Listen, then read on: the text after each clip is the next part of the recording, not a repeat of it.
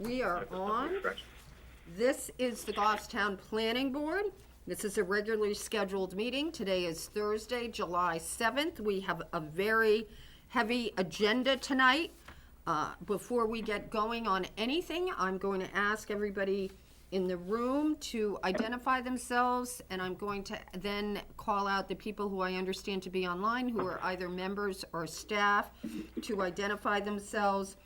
But however, I will, before that, make the announcement that I am required to do that says, as chair of the planning board, due to the COVID-19 outbreak and in accordance with Governor Sununu's emergency order number 12 pursuant to Executive Order 2020-04, this board is authorized to meet electronically. While there is a physical location, we obviously have members of the public here. There are members of the board and public participating electronically. We have provided public access to the meeting by telephone with additional access by video. The planning board is using a telephone conference line for this electronic meeting, and the public has access to contemporaneously listen and participate in this meeting by dialing 603-766-5646. I'm going to ask board members to put themselves on mute unless they're speaking. If you're calling in, please use participant code 785645 followed by the pound sign.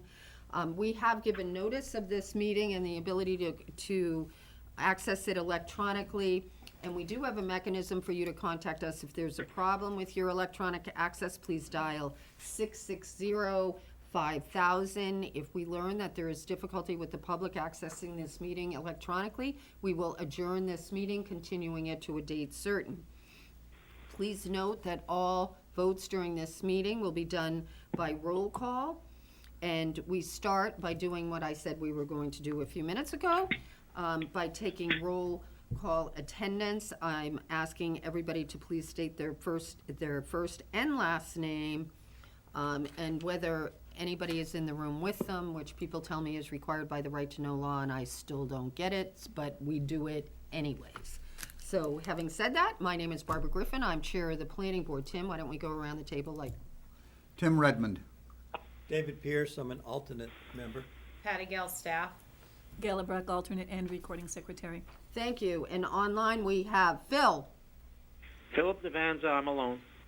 Jim. This is Jim Raymond.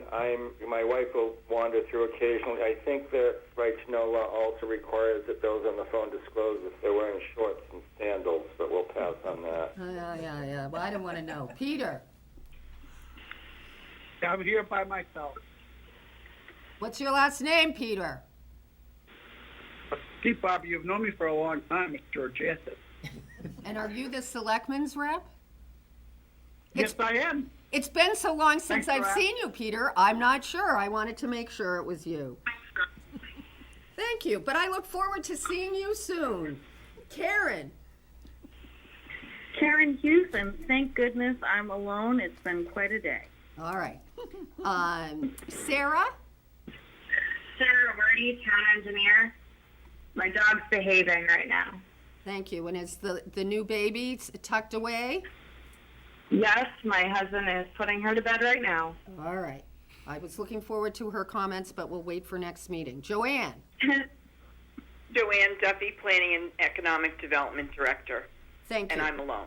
Thank you. All right, the first item we will deal with will be with minutes of the last meeting. The second item, by chair's prerogative, unless I hear an objection from the majority of the board, will be new business, map 31, lot 2. And then we will attend to matters in the order of listings. So the first item on the agenda are the minutes of our last meeting, June 20th. Motion to approve. Phil has moved to approve. Is there a second? I'll second. Peter? This is Jim. I'd like to request a deletion under the theory that, one, the minutes should not be a transcript, and two, I was quoted out of context on page 4 where there is the line in the 1, 2, 3, 4, 5th paragraph. Jim Raymond said Mike Dahlberg isn't a lawyer. Out of context, that sounds sort of demeaning.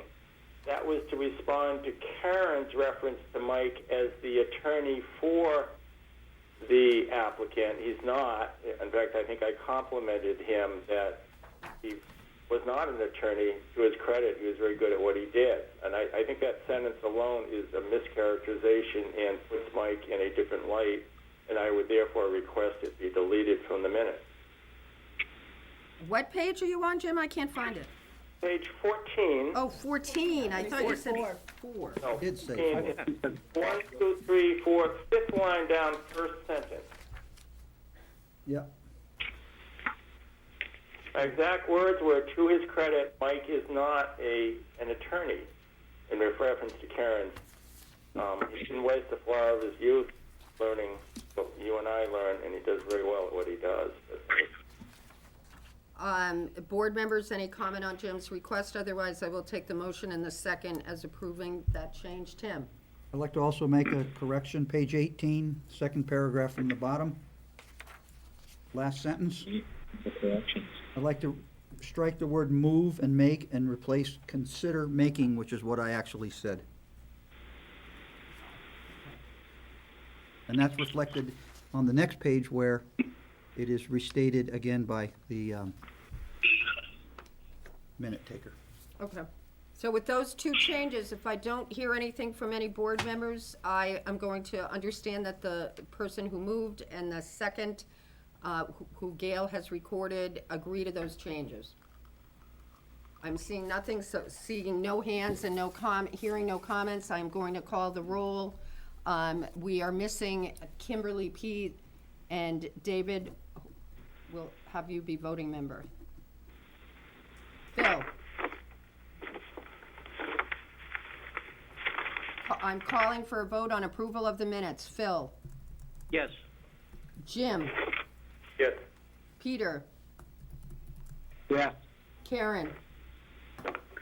Yes. Tim? Yes. David? Yes. The chair votes yes. Thank you. Map 31, Lot 2 is an item of new business. There were some sort of unusual circumstances. I am going to address that application now. Joanne, are you prepared to address that now? I'm sorry, what did you say? Map 31, Lot 2, 1776 Associates. I would like to move that to be heard now. Okay.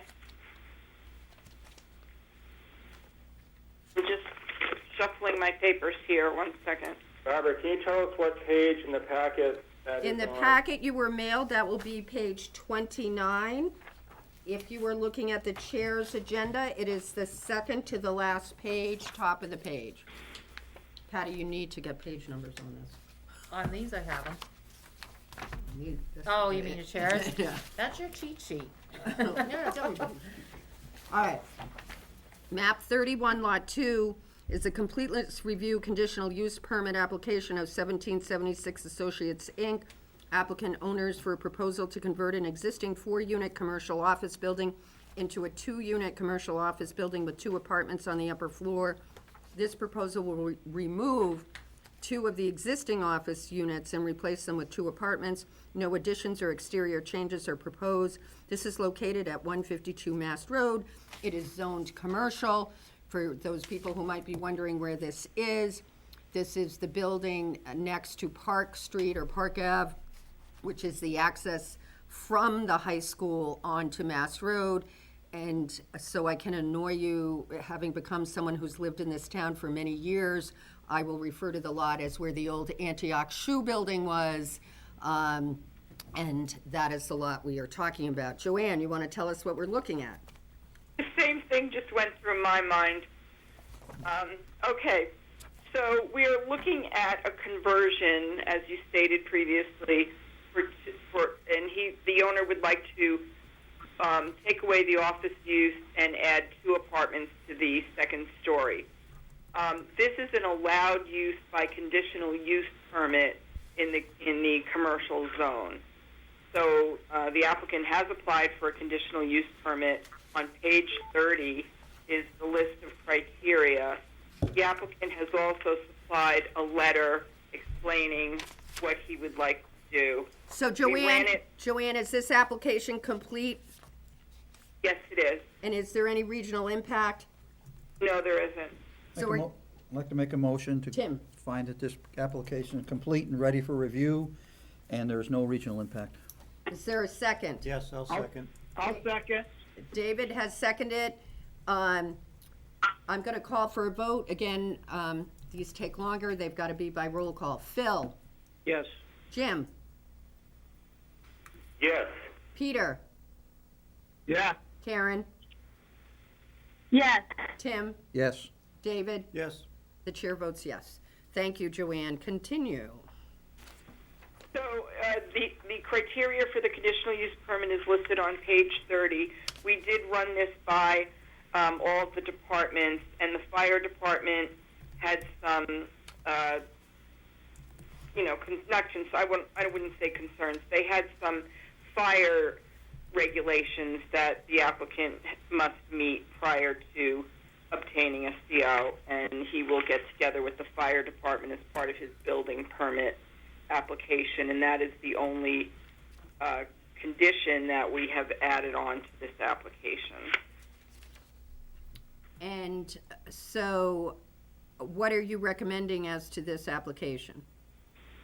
Staff is recommending that the board find everything in order and that they make a motion to approve the conversion with the condition that all fire and life safety code compliance requirements shall be addressed. Thank you. Does the board have any questions? Tim? So Joanne, did the applicant, was they made aware of the sewer accessibility fees? Yes, I told him that there would be additional fees as well as the sewer and as well as the impact fees, and he's aware of that. Thank you. Any other board Barbara, members? this is Jim. Yep. This is a conditional use permit which requires that we make the findings that are outlined on page 30. So I think there should be something by Joanne. Well, the applicant is here, and I was going to ask the applicant to come forward so I could go through those with him during his presentation. I didn't see him clearly on my telephone. I apologize. So does the board members have any other questions before I ask the applicant to come forward? I'm seeing none, so I'm going to ask the applicant to come on forward. Thank you. Have a seat. If you could just identify yourself for the record, please, sir. I'm John Barton. Thank you. And you're the applicant for this request? Yes. All right. And as to what you're requesting to do for this site, you heard Joanne describe what you wanted to do, and we have an application in our packet. Is there anything else you want to add as to what you're requesting to be done? And then I'm going to ask you some questions. No, I just reiterate that we're not doing any structural changes to the outside or the interior. of the Barbara? building. Yes, Karen? So I'm having a hard time hearing the applicant. We'll have him move the microphone a little closer. No, it's not the Oh, the microphone, microphone it's is recording. It's It's up the, as high as it will go. there's not much we can do about it. I can yell. You can yell. Yelling is I have the good. volume up already on the phone. Yeah, no, you're gonna move the whole table? Yell to the thing over here. But then people can't hear me, Tim. Oh, we can hear you, we can hear you. I don't think anything can quiet you, Barbara. Well, I just have to say, I'm laughing. It was a lawyer that told you yelling was okay, just so you know. Okay. All right, so, if you want to repeat that, let's see if you get picked up anymore. Well, I think I put it in the report, but we're basically not doing anything other than bringing some appliances in that are more what you'd expect in a residential environment than an office environment. The offices already have microwaves and toilets and sinks and, this, that, the other thing, so it's probably about 3 more pieces of equipment. We need to do some wiring for the upgrade for the oven. And all that's going to take care of those electricians and so forth. And then we've got some issues with the fire department, which you mentioned. And we'll have to get together with them and find out, if it's economically viable to do some of the things that they're asking, but we would go ahead with Barbara, Yeah? if that's yelling, the applicant needs to do a better job. Well, Karen, I can hear him clearly. Other people, I don't know what trouble other people are having. People are gonna speak as well as they can, and he's gonna speak up, again, and we'll do the best we can. So, Thank you. okay. I guess that's basically it. I don't have anything in, All right, well, so you heard that this is a permitted use in the zone as long as the conditional use permit is given, and there are certain conditions for the conditional use. You wrote us a letter sort of addressing those in general, correct? That's part of your application package? All right, so I'm gonna ask you a series of questions that I'm just gonna ask you to answer loudly, okay? okay? You're asking to convert this to living units. Is that use authorized in the ordinance as a conditional use? I believe so, yes. All right. And when this would, if you go ahead and complete this, when it's completed, the apartments that you put in the living quarters in the proposed location will comply with all of the requirements of our zoning ordinance and will also comply with the specific conditions or standards established in the ordinance for the particular use. Is that true or not true? That's true.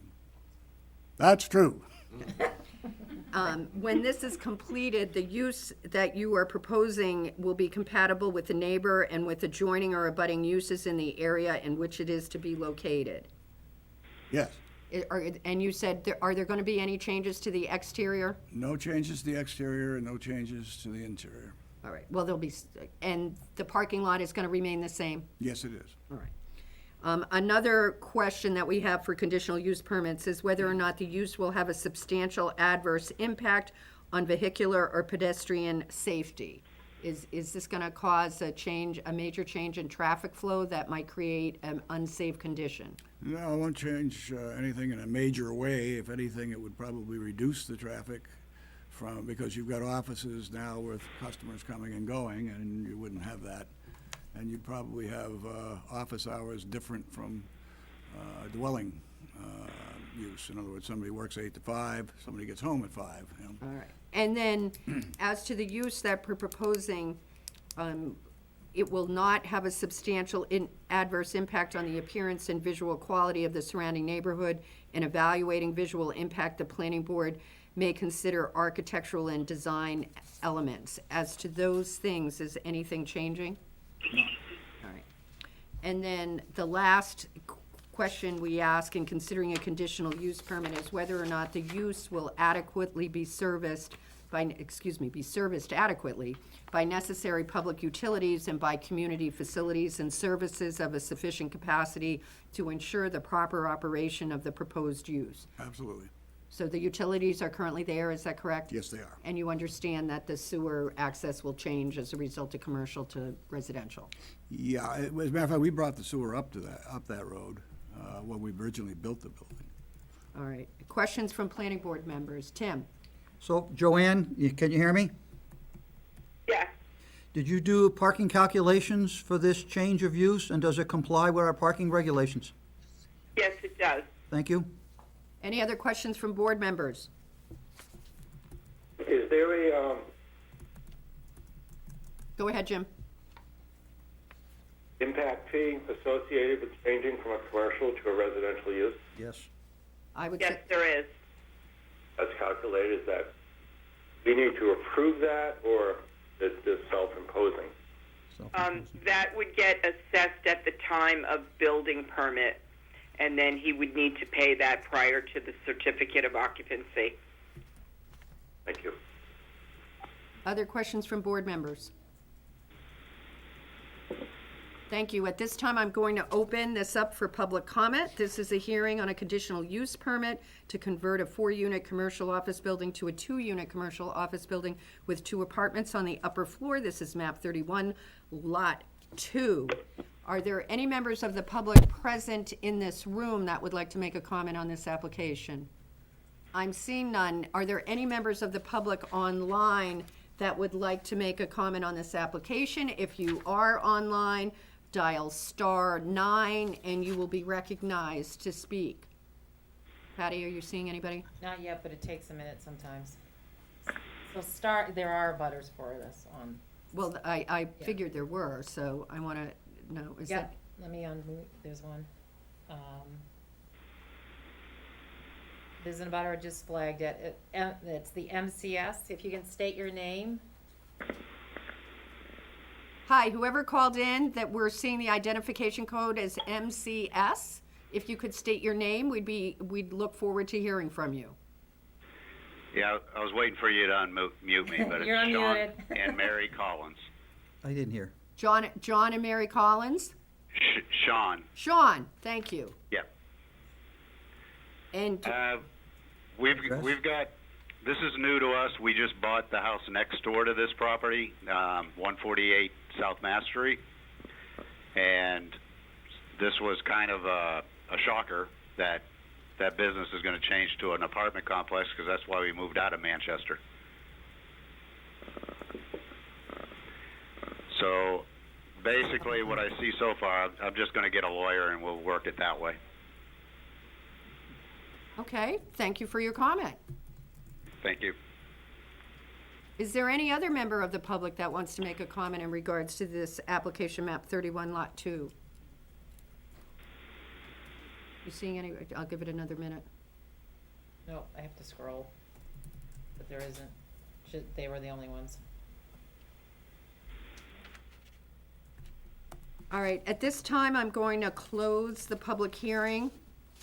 Board members, we have an application for a conditional use permit. This is a permitted use in the zone that it is located to convert 2 of 4 commercial units to apartments. Tim? Well, I'm just looking at the list for the abutters, and I don't see that person's name on the list. It's in Yeah, our, it is. It's right there. Sean? Sean and Mary Collins, it's on the last, it's second to last page before the plan. It's right there. Left column. Right there. Well, I'm looking at a handwritten No, list. they printed out the abutter list. I can say I'm looking at a handwritten list. She has the label. God, it's hard enough to keep everybody on the right page when they're in person. I can't imagine what everybody's doing at home in their pajamas. It's near the rear. Any other questions from board members? Keep going, it's a middle page. There you go. Thank you. Any comments, discussion on this application? Madam Chair, Mr. Chairman, I'll make a motion when everybody's had a chance to speak. Does anybody else have a comment? It would appear the applicant has complied with the requirements and has submitted a written letter and answered the questions in regards to the conditional use permit. If there are no comments from board members, I go to Jim for a motion. The applicant, as you said, has applied for a conditional use permit, which is a permitted use subject to the findings that I'll lay down on page 30 and 31. The applicant has satisfied his burden by providing evidence on each of those with no contrary evidence submitted to the board. Therefore, I will move that we make those findings and grant the conditional use permit, but subject to the note as a comment by the fire department that this approval does not provide any waiver or grandfathering from fire life safety code compliance requirements that they still have to make. I'll second. It's been moved by Jim and seconded by Peter to approve this request. Is there any further discussion by board members? Seeing none, I'll call the roll. Bill? Yes. Jim? Yes. Peter? Yes. Karen? Yes. Tim? Yes. David? Yes. The chair votes yes. The application is approved. Joanne, what's his next step? He would need to talk to Mark Tessier, the building inspector, to find out what type of permits are required, and Mark will guide him through the rest of the process. Thank you. Thank you, Mr. Barton, for coming. I hope we made your day a little easier. I know it was a rough one. Thank you very much. You're welcome. Barbara? Yes. Barbara, I'd just like to offer my condolences to Mr. Barton after his mom passed away over the weekend. Thank you. From all of us, Mr. Barton, thank you. All right. Thank you to the board members for indulging us that the applicant just came from a wake. The first item listed on our agenda that we will address now is map 26, lot 23. Joanne, we are going back to the first item. This is a matter that has been brought forward. It was a matter before the board in regards to landscaping at 273 Mast Road. This is the equipment rental site that's by the Irving Station on Mast Road. Joanne, you want to bring us up to date on this? Sure. So the applicant, the owner and the manager of the property should be online. If you want to that first. And I do want to state, I don't recognize any number as the number I was given as calling in. So if they are listening online, they need to do a *9? *9, because I have no idea, because the number I gave is not on this, that I was given. So if All right, well, Daniel or Scott Briggs are online. we're here. I'm not seeing Not anybody here. here. You getting a *9? I'm gonna go back up. Nope. If they're not here, I'm, Daniel Cunneth and Scott Briggs, are you online? Or is there anybody online for East Point Rentals regarding the landscaping? If you are, please press *9. I'm gonna give it, did I just hear somebody dial *9? Nope. I'm gonna give it 15 more seconds, and if nobody dials in, we are moving on and not addressing this. Do you want to try back later on? I know they We'll know- see they how the knew it board was feels Evan. at the end of the meeting. I have a lot of Okay. people here waiting to be heard. They knew where they were on the agenda. They were first. There's no reason that they could not be on the line. Okay. The next item is a matter of old business, map 18, lots 30 and 32. This is the completeness review site plan amendment review hearing for a proposal to add a towing business, Jorker Towing LLC, to an existing commercial property that currently has an automotive repair, collision repair business and an automotive sales business currently located on it. KCK Enterprises LLC, Charles Paris is the owner, and Yorker Towing LLC is the applicant. This is located at 578 Mast Road. It's zoned commercial. This has been continued from the June 25th meeting. This is the property, if people are familiar with Mast Road in Pinardville, this is the property that is on the other side of the street from Dunkin' Donuts. From the entrance to Dunkin' Donuts, it would be the property on the other side. Joanne, where are we on this? So at the last meeting on June 25th, the board found the plan complete and continued it to this evening's meeting. In between that time period, I did an inspection of the property, and I found that they were not in compliance with the existing site plan from 2010. All right, Joanne, before you go any further, the applicant acknowledged when they were here at the previous meeting that they were not in compliance in regards to the opening to the road, because that in fact had never been changed. Is that what you're talking And I about? wasn't even looking at that at that point, because Okay. I realized that. Okay, That's not in my comments. okay. Because I know that they were doing an amended plan, and that was one of the amendments that they were changing. Okay, So I'm referring to the plan that was approved for the landscaping company Rock Solid back in 2010. That's the last site plan that we have on file as being approved. Wasn't that And there were, because this was an amended site plan, they took that site plan and amended it to show what was the proposal for Jorker Towing. So I took a look at the site plan as a whole because of what Jim Raymond had said at the last meeting, that because this is an amended plan, we have to look at the entire site. So I went back and did an inspection of the entire site and found several items that were not consistent with the 2010 plan, which were being carried over to the proposed plan. I don't know if you want me to go through the list or... yes. Okay. So the first one is lack of striping on the parking spaces for display, customers, employees on the paved areas of the site. there is no striping left. The striping has disappeared, and they do show striping on the proposed plan. They talked about, well, they requested a lighting waiver, but at the last meeting they talked about the fact that all of the lighting that was there has been there for 30 years, and it's been shown on consistently on every plan in the past 30 years.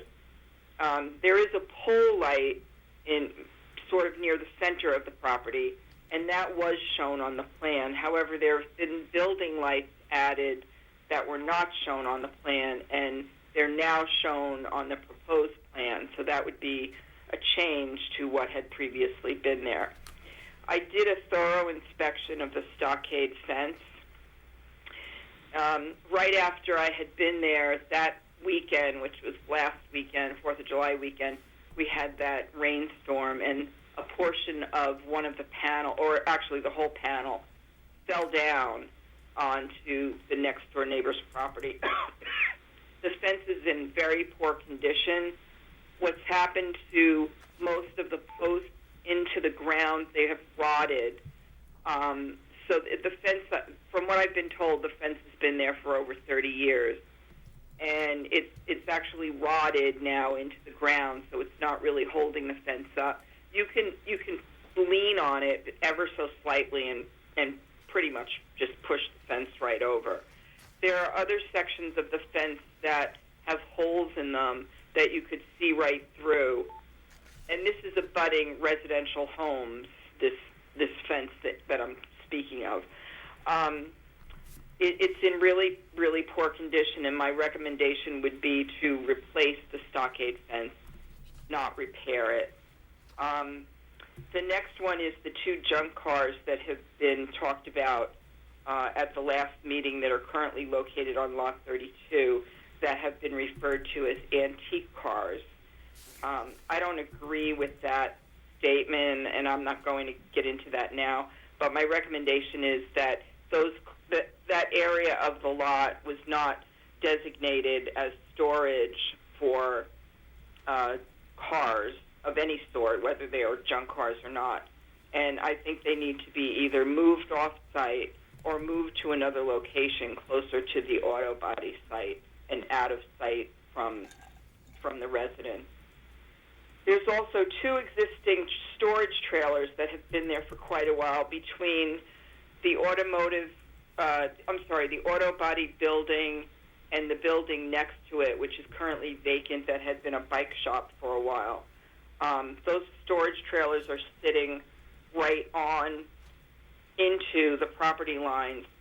The former bike stores, even though it's owned by the same owner, it's a separate lot, and these storage trailers they're not shown on any plan, and they're not only in the setback, they're on the property line itself. The area in front of the garage and the shed and the office building, on the plan that you've seen, that the proposed plan, it shows that area is paved, and there's very, very little pavement left. It's all broken up, and there's hardly anything there. The area where the tow yard would like to go, that area was shown as gravel. I think I mentioned this in the last time they were in. The area is basically just dirt and weeds, and I had recommended that the area be graveled, but since then I've talked to the DES, and they're actually recommending hard pack, because if there is a leak of any sort, with gravel, it would just travel into the gravel and you wouldn't see it, but if it were hard packed, it would sit on top of the surface, and then you would know that something was leaking. So that was their recommendation. So I think is there anything else here? I think that was it. So what my final recommendation would be as we move forward is that these things they're identified, and that they be repaired, replaced, whatever the recommendation ends up as. And then we do a final inspection. Staff does a final inspection of whether or not he's in compliance with the plan, and then move forward from there with any new business that he may want to add to that site. So as to this application here tonight, what is your recommended action?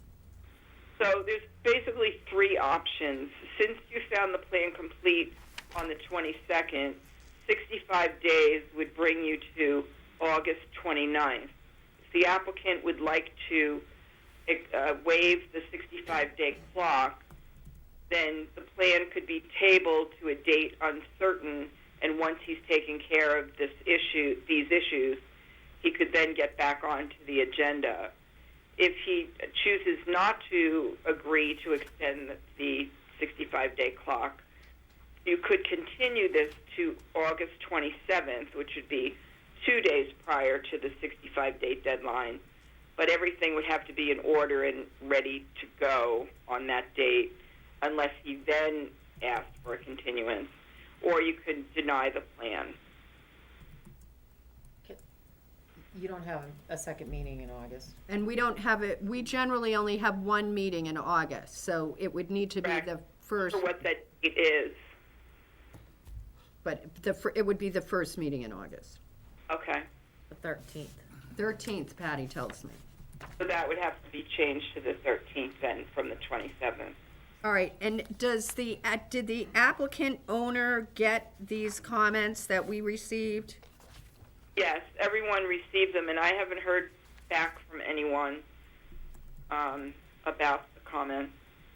All right, and in regards to future considerations for plan approval, you have on the chair's agenda, and I think they were also on your report, 17 conditions. Correct. Okay. And you haven't heard anything from the applicant in regards to this? All right. Board members, I think before we open this up, I'd like to address the status of this application at this time, because I do not want to spend a lot of time talking about conditions if we're going to require compliance with the current site plan. I think the applicant needs to understand that, and if that's the case, Joanne has a pretty, detailed list of what needs to happen. So I guess I want to hear from board members as to where we are in this application and whether or not we think compliance with the current site plan is necessary. Anybody? Tim, was Barbara? that? Karen?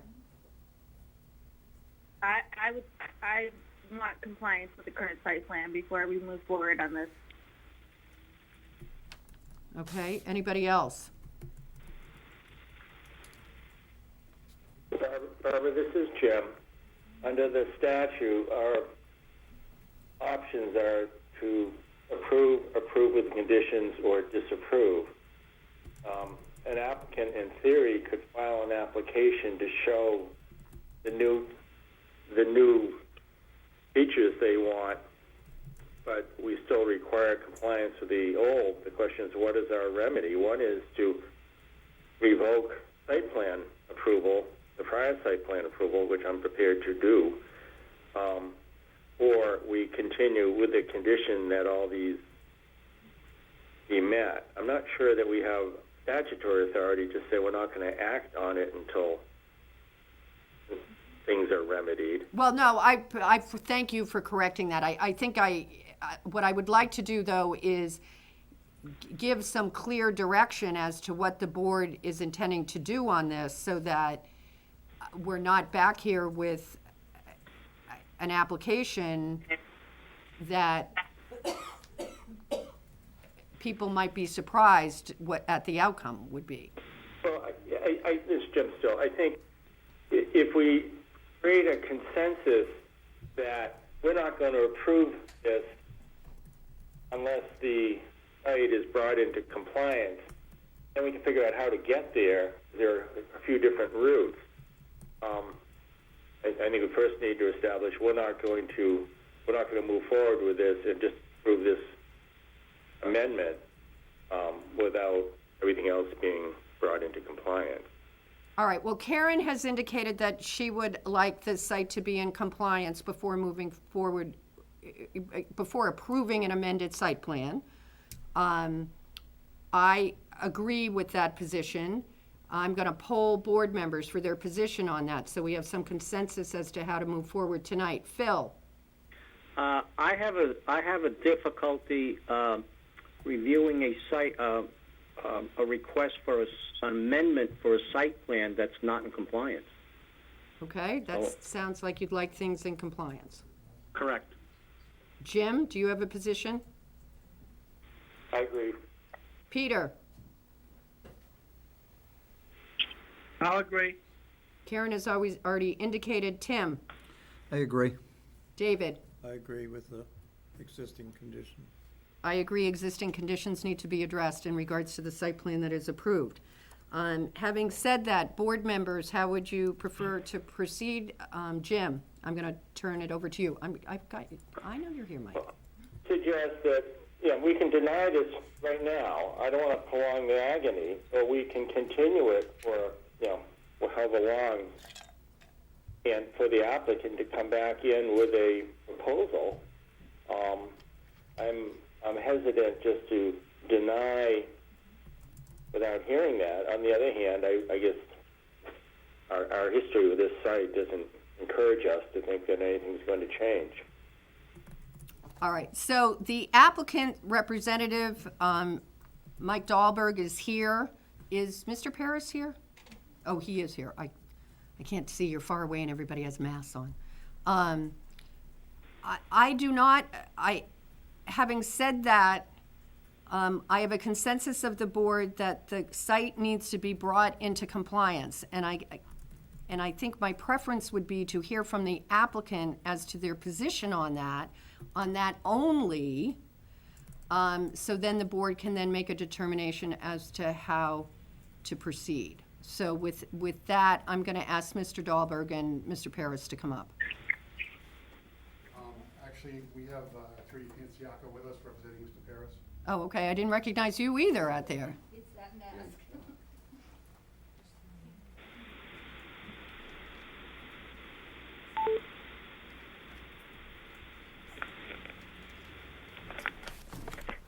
I'm going to let Attorney Panciaco address the board first, if you don't mind. Sure. Okay, good evening, Madam Chairman, members of the board. For the record, I'm Patricia Panciaco, and I'm here on behalf of Mr. Paris, KCK Enterprises. I think what I'd like to do, if I could, is get clear on exactly what the non-compliances are, because I think there's some explanation that needs to be shared with the board, and maybe it can be, we just got this memo. I got it today, I think Mike got it yesterday, and Joanne, when did the applicant get this information? Patty, do you know? Can you hear me? Yes. I emailed this out when the application went into the packet, which was last Thursday. Thank you. Thank you. it's dated July 6th. Dated July 6th. Okay. So July 6th was Monday. So, I don't know what's dated July 6th. I'm looking at conditions dated June 29th, so whatever. well, we have an amended version. Okay, well, it's, Okay. So, on the first thing that I understand is an issue is the road opening. I think that was brought up. We have since had a recommendation from Public Works that it not be narrowed up like the 2010 plan had conditioned for. right, we heard So- about that last okay, time. So that's taken That's why you care of. heard Joanne say that wasn't even an issue she was looking at. Okay, well, it was on the list. See, I don't know what you're looking at, so there you go. The striping, and I believe that was a 2010, that was, they were painted, but they've faded. It's been 10 years. Those will be restriped as a condition of this new approval and brought up to snuff. They need a new coat of paint. They do fade over time. What were the other conditions that are a problem from 2010 exactly? Do you want me to answer this? Yes, go ahead, Can I Joanne. just give her the list? So the building lights, the buildings now show lights on them. We were told that none of the lighting had changed for 30 years, but yet there's lights shown on the new plan on the building, which was not shown on the old plan, and there are building lights on the site. Well, Okay. I think that was just an oversight in drafting for all the detail that's on those plans. Those lights have been there for a very, very long time. So then there'd be a question with the waiver for our lighting ordinance, which I think you've submitted, correct? Correct. Okay.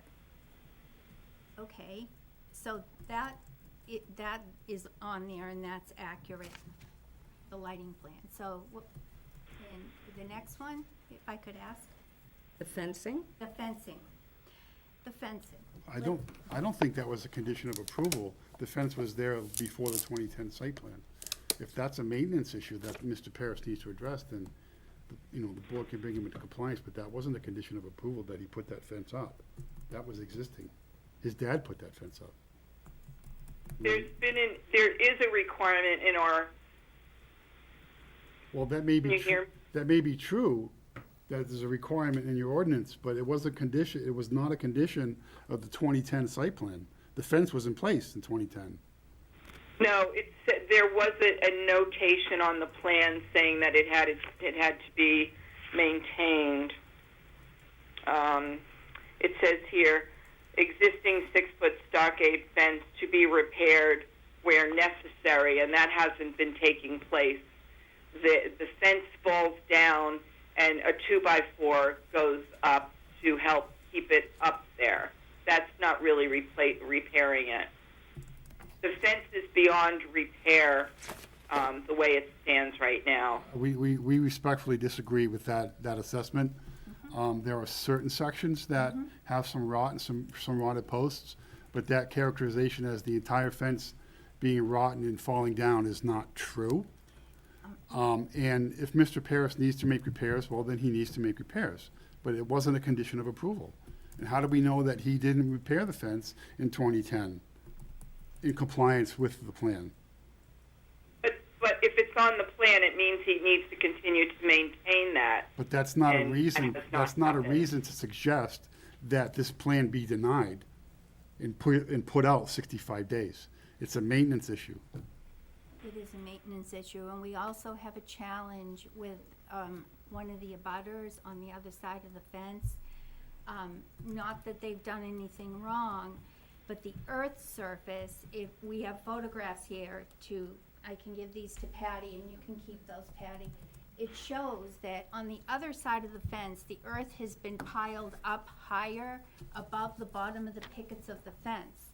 And that is causing water to get trapped, and the bottom of the pickets are starting to get rotten from the soil being pushed up against the wood.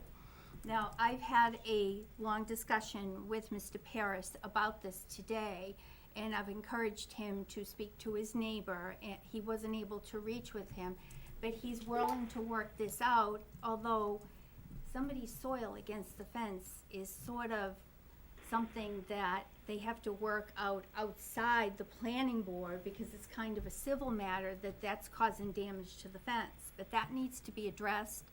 There's certain sections of the fence that require replacement. There are certain pickets that need to be replaced. And I've also talked to him about having the whole fence sealed with a weathering stain to protect the wood. But to the extent it requires replacement due to rot, that is something he is agreeable to doing. Madam Chairman, Yes. I was out there and I observed the fence and I did speak with the neighbor, and what Ms. Panciotto was talking about is the fence, the neighbor's property it's not that they added any soil around the fence. The neighbor's property is higher than Mr. Paris's property. So Mr. Paris approached the neighbors recently and asked them to dig a trench next to the fence and that he asked the neighbor if he would add either bricks or stones or something along that trench. So Mr. Paris thought that that would be a way of fixing the problem, and the neighbor does not need to do anything with this fence, not his fence. I'm assuming, are we talking about the fence on Joffrey? We're talking about Joffrey Street as compared to Patan? You know, Mike?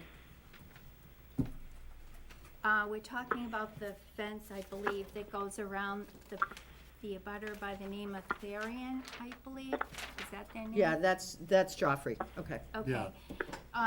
I respectfully disagree with you, Joanne. The fence is right on the property line according to the site plan.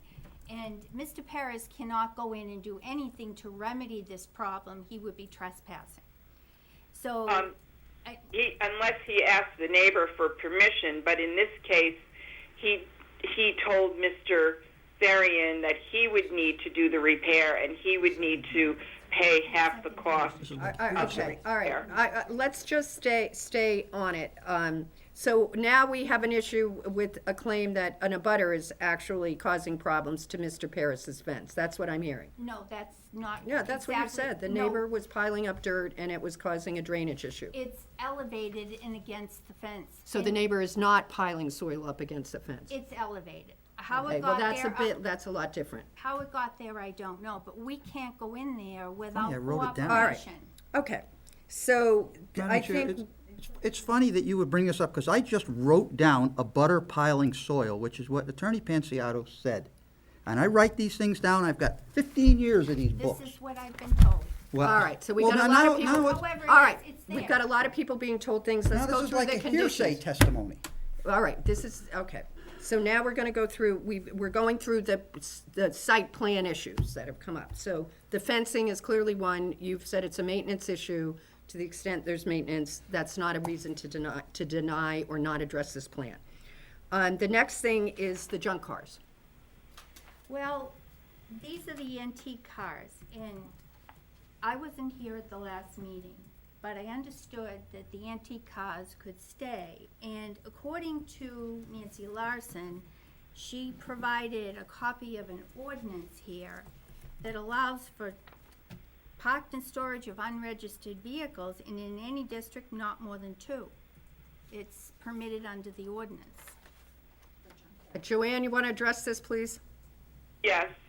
So going by the current site plan, that area does not show storage for any vehicles, and staff does not have the authority to go over the approval of what the planning board has already gave their blessing to. And if you look up the definition of antique cars, according to the state statute, it's actually a car that's either in its original condition or that has been restored and that could be used in parades and things. It's anything over 25 years old, but it's also something that's useful. Nancy Larson also referred to a statute saying where the storage of these cars was not prohibited based on a statute regarding a junkyard, but this site is not a junkyard and hopefully never will be again. Well, we have some disagreement here, and if those cars need to be relocated, they have to be relocated to a parked car area. Okay. I believe we also heard from the applicant last time that one car was used for parts, so I'm not sure that that really also would meet, just so you understand I that can look statement into was made. All right. And then there was the trailers. And then there are 2 existing storage trailers on the site. Yes, All movable. If they're not in compliance, then with the setbacks. they'll be moved. Yes, that's easily remedied. Okay. I think it's only one that may not comply with the setbacks. That they use for storage. And the fencing that's there would also be maintained, because my recollection of the fencing there is that it's actually completely overgrown with plants. and that it's actually leaning on the storage trailers. So, does the plan show that fencing there? I No, forget. the storage trailers are not next to the fencing. They're between two existing buildings on the paved area. No, there's actually fencing there. Okay. I believe that that line that you see on map 18, lot 29, that line that's 100.49 feet, you see the little squares along that line? I think that's actually fencing. It's consistent with the way they've depicted the fencing along the customer parking 14 spaces off of Joffrey Road. There's actually fencing there. Yes. Okay. I've sort of scribbled over it, but I think that's what it is. Yeah. Okay. And then the last two items, one is the pavement.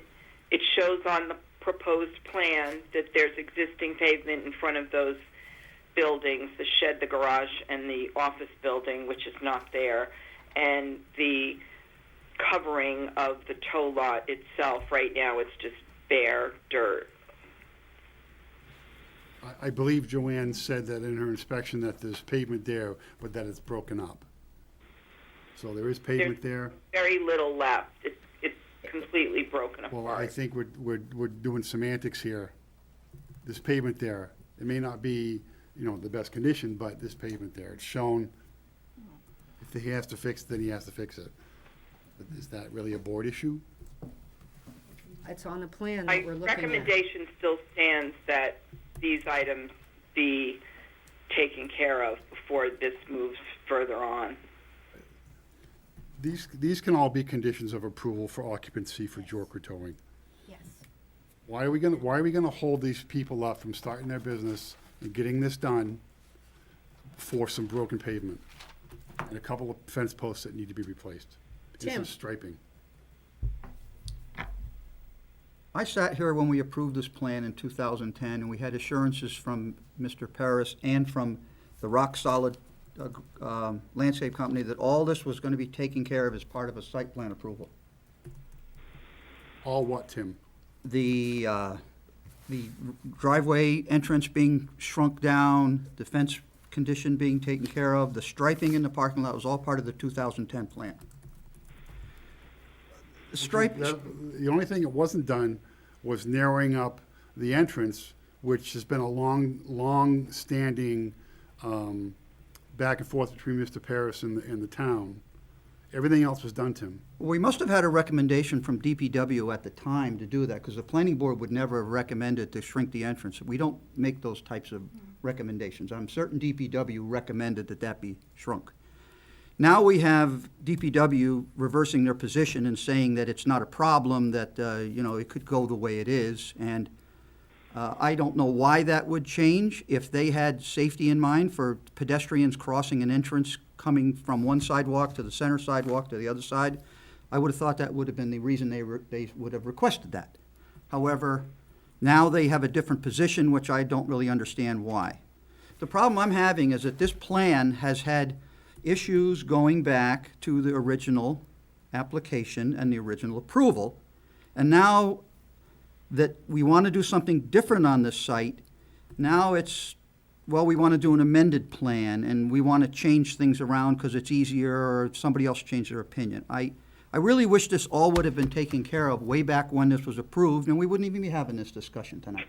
It would have been done, it would have been finished, and if you want to change a use, then you change a use, and the plan was completed in accordance with the site plan. And this is, I personally have asked about that entrance for the last 10 years, why it hasn't been done. I brought it up to the board on multiple occasions, because I drive by there and I look at it and I remember these details. So, maybe we need to get an answer from DPW as to why they would have recommended it and why now their position has changed. Thank you.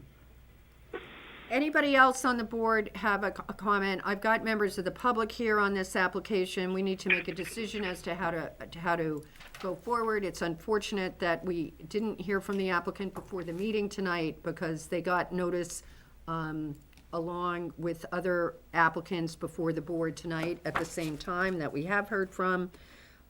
So we have a number of existing conditions that they represent they are going to take care of. If you look at the draft future conditions for site plan approval on your chair's agenda, or what Joanne has prepared for a recommendation for the board, there are a number of concerns. The chair's agenda appears to have a better detailing of it. Joanne, my understanding is there was also a change in the recommendation in regards to conditions for the site we're talking about. There was discussion of gravel. Did you hear something from the state since the report was sent out? Yes, I did speak with the DES just the other day, and I had originally recommended gravel go over the tow yard site.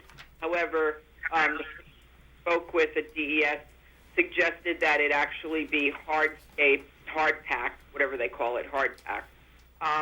Because if there's a spill, it would go into the gravel and it may not be noticed. But if it's on hardscape, it would definitely show as a stain, and it could be, addressed right away.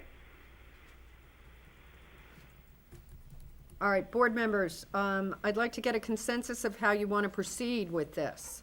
The applicant has said our issues are not subject to not proceeding with consideration of this plan. I'm seeing the applicant's attorney raise her hand. I'm going to ask her to speak.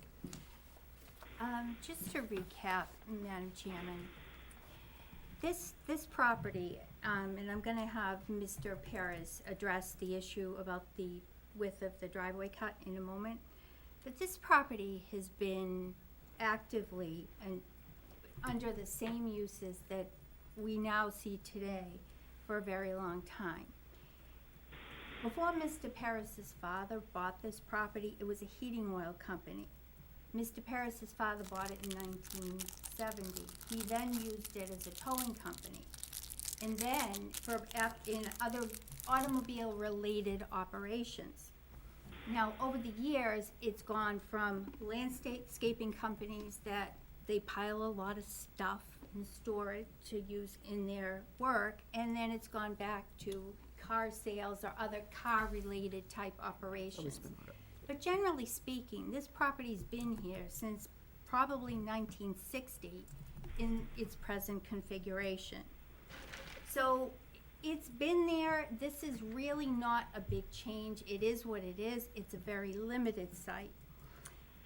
What we are here to do is, my understanding on this amended site plan is to look at the proposed tenant who's looking to come in and look at what has to happen on this site for it to accommodate their needs and come to the board and present a plan to you with those needs met.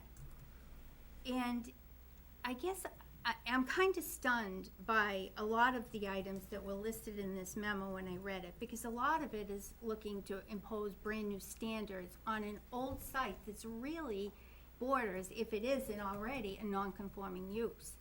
So I think that we have to balance this. These sites are always difficult, especially when you have a commercial zone backed right up tight to a residential area. We realize that's difficult. And we've got a number of different things that we've gone through, all the conditions that are listed in Joanne's memo, and we have different things and ideas to present to the board to resolve them. But, and notwithstanding, we're prepared to address everything that's on the list, one way or another. And we have no problem at all with conditioning the tenant's certificate of occupancy on all this work being done before he's in there. So you have a hammer to use to be efficient with this process and get it done and have Mr. Perez comply. But once it's compliant and everything's done, that doesn't take away the fact that a fence will age, the paint wears off the pavement, and wood rots. Those are maintenance issues over time. Those are not non-compliance with a prior site plan, unless you told us to pave something and we didn't do the paving at all. He did do it, it's just 10 years have gone by and it needs some attention, there's no doubt about it. So I want to suggest that we try to use this lens in looking at this particular application and try to come up with resolutions, and we're happy to present those to you, to try to get this done. And you do have a hammer over his head, because no tenant can move in and pay rent until he has everything on the site done. So that, and I'd like to have Mr. Paris at least explain to the board what happened with the driveway opening. I actually don't want to address that. I understand Tim wants to address it. We need to decide how we're going to proceed here. It's 10 after 8. There are a number of abutters here.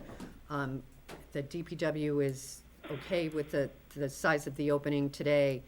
The applicant has come forward to address the issue of the nonconformance with the site plan and has suggested that they will comply with it as any condition of approval of this site plan. Our options are to continue tonight with continuation of this site plan. It would strike me that we're going to end up with some sort of a continuance, likely, I don't know. But there are a number of conditions, or we can simply continue it to come back, or we're going to need, if we're going to address this plan, we're going to need to open the public hearing. So we need to make a determination now at 10 after 8 how we're going to proceed. David, what do you want to do? I'm polling members.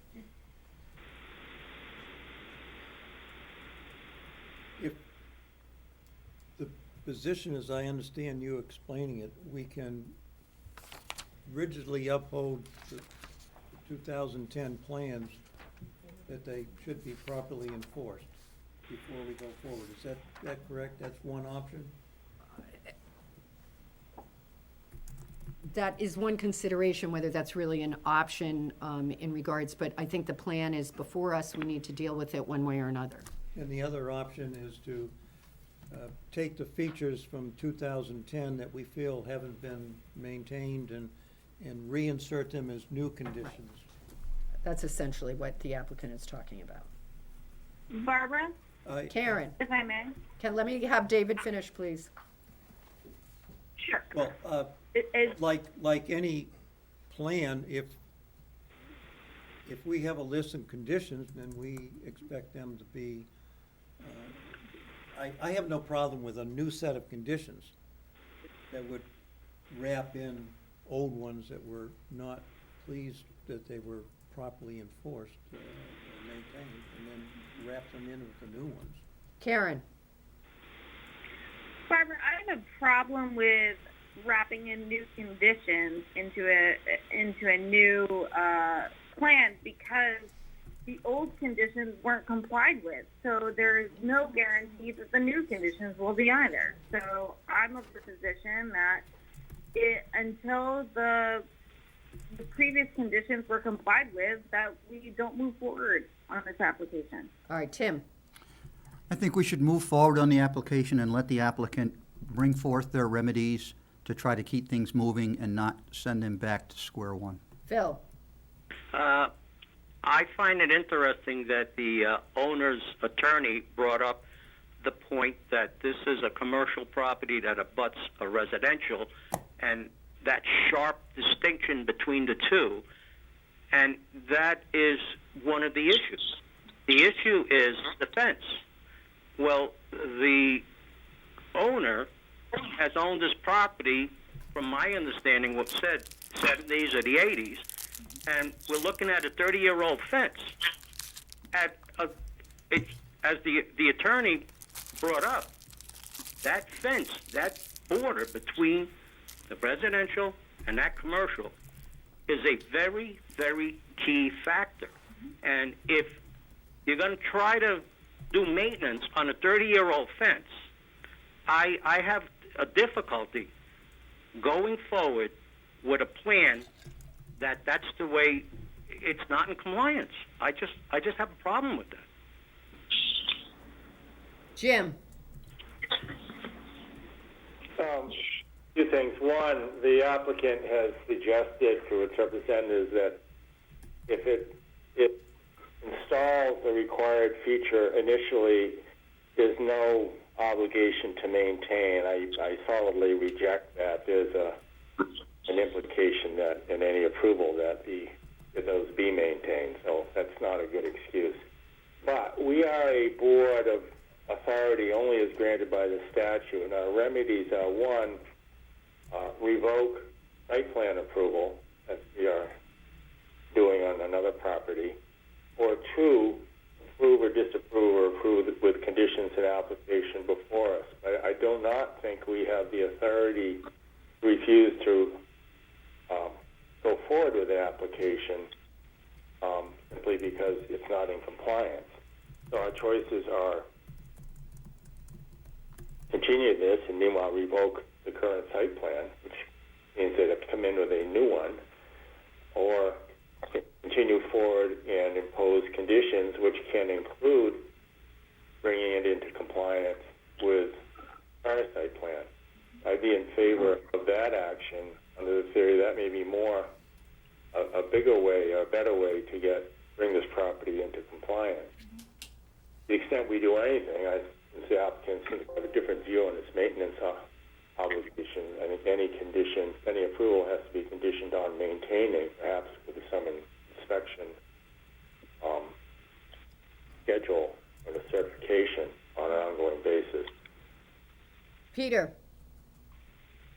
I'm going to agree with what Jim said on the second part. I think he should bring it up to where it should be and then move forward from there. So, I don't think we should stop it completely. All right, so I'm hearing a consensus from the board that we're going to go on with this plan consideration tonight to hear, the board is fairly familiar with the site and the issues. We're not going to go through a whole proposal again. The board members and the applicant have the conditions from staff.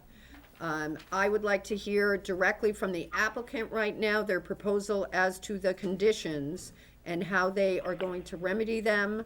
I will then open it up for a public hearing, and then we will close the public hearing and make a decision on what we're doing. And by that, I am understanding that the attorney will be addressing. I don't know that Mr. Yorker has. Mr. Yorker is coming up to the table. Good evening, but I'm assuming the attorney for the owner is going to be addressing this because I don't know that he's. Welcome. You want to give us your name again? Yeah, Jordan Jeffroy, owner of Joker Towing. Thank you. Okay. And there is some pressure on Mr. Jorker to be in here soon, so he's committed to helping with the effort to bring this up to snuff also. Because I believe the last meeting, we said that if we came to an agreement, everything would be in line and repaired by Mr. Paris by August 1st. I was looking at the minutes right now in my email. All right, let's get to the conditions and what the proposal is. Madam Chairman, do you want me to start with the planning department comments, or do you? I'm not quite sure what you're looking at, so you want to tell me again what the date is on what you're looking at? July 6th, and I'm on the page, let's see, it's fourth from the end, staff comments, planning department. Looking at the review, or staff review, they hold. Because what I'm looking at says June 29th. That was the prior one, wasn't it? Yes, I believe Joanne updated it on July 6th. Yes. Oh, so you got a June 29th. Barbara. one. Okay, yes. I updated it and was just, instead of handing out a revision to the board, I was just planning to bring up the changes. All right, so for board members to go along with this, what should we be looking at? The staff planning comments on our package beginning on page 11? Is that what you updated? Well, if you want to go right to the conditions, we could do that, because The chair's those comments agenda are has the incorporated. updated, Patty's suggesting we go to the chair's agenda. I did that from your update. Okay. It has the conditions on it anyways. All right. The normal stuff that I would put, that Okay, has the why updates. don't we take a look at the chair's agenda, draft future conditions for site plan approval. Okay. I think this is gonna follow pretty closely with what you had. Okay, so the first item was the lighting plan shall be required or a waiver needs to be granted. I've asked Mr. Dahlberg to make sure that all the lights are shown on the plan. I believe that's been done. He can actually go over that with you if the board would like that.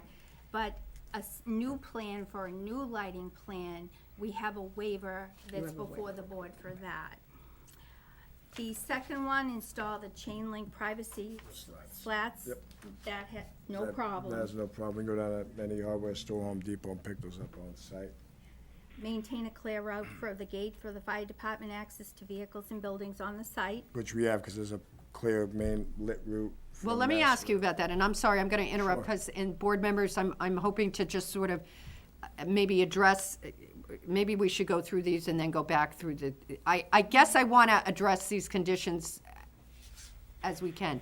A waiver has been submitted for the lighting plan. It has been shown on the plan as it exists, and you had in your packet, board members, the waiver that was done since the last meeting. Is everybody familiar, board members, are you on board with that? Everybody have that?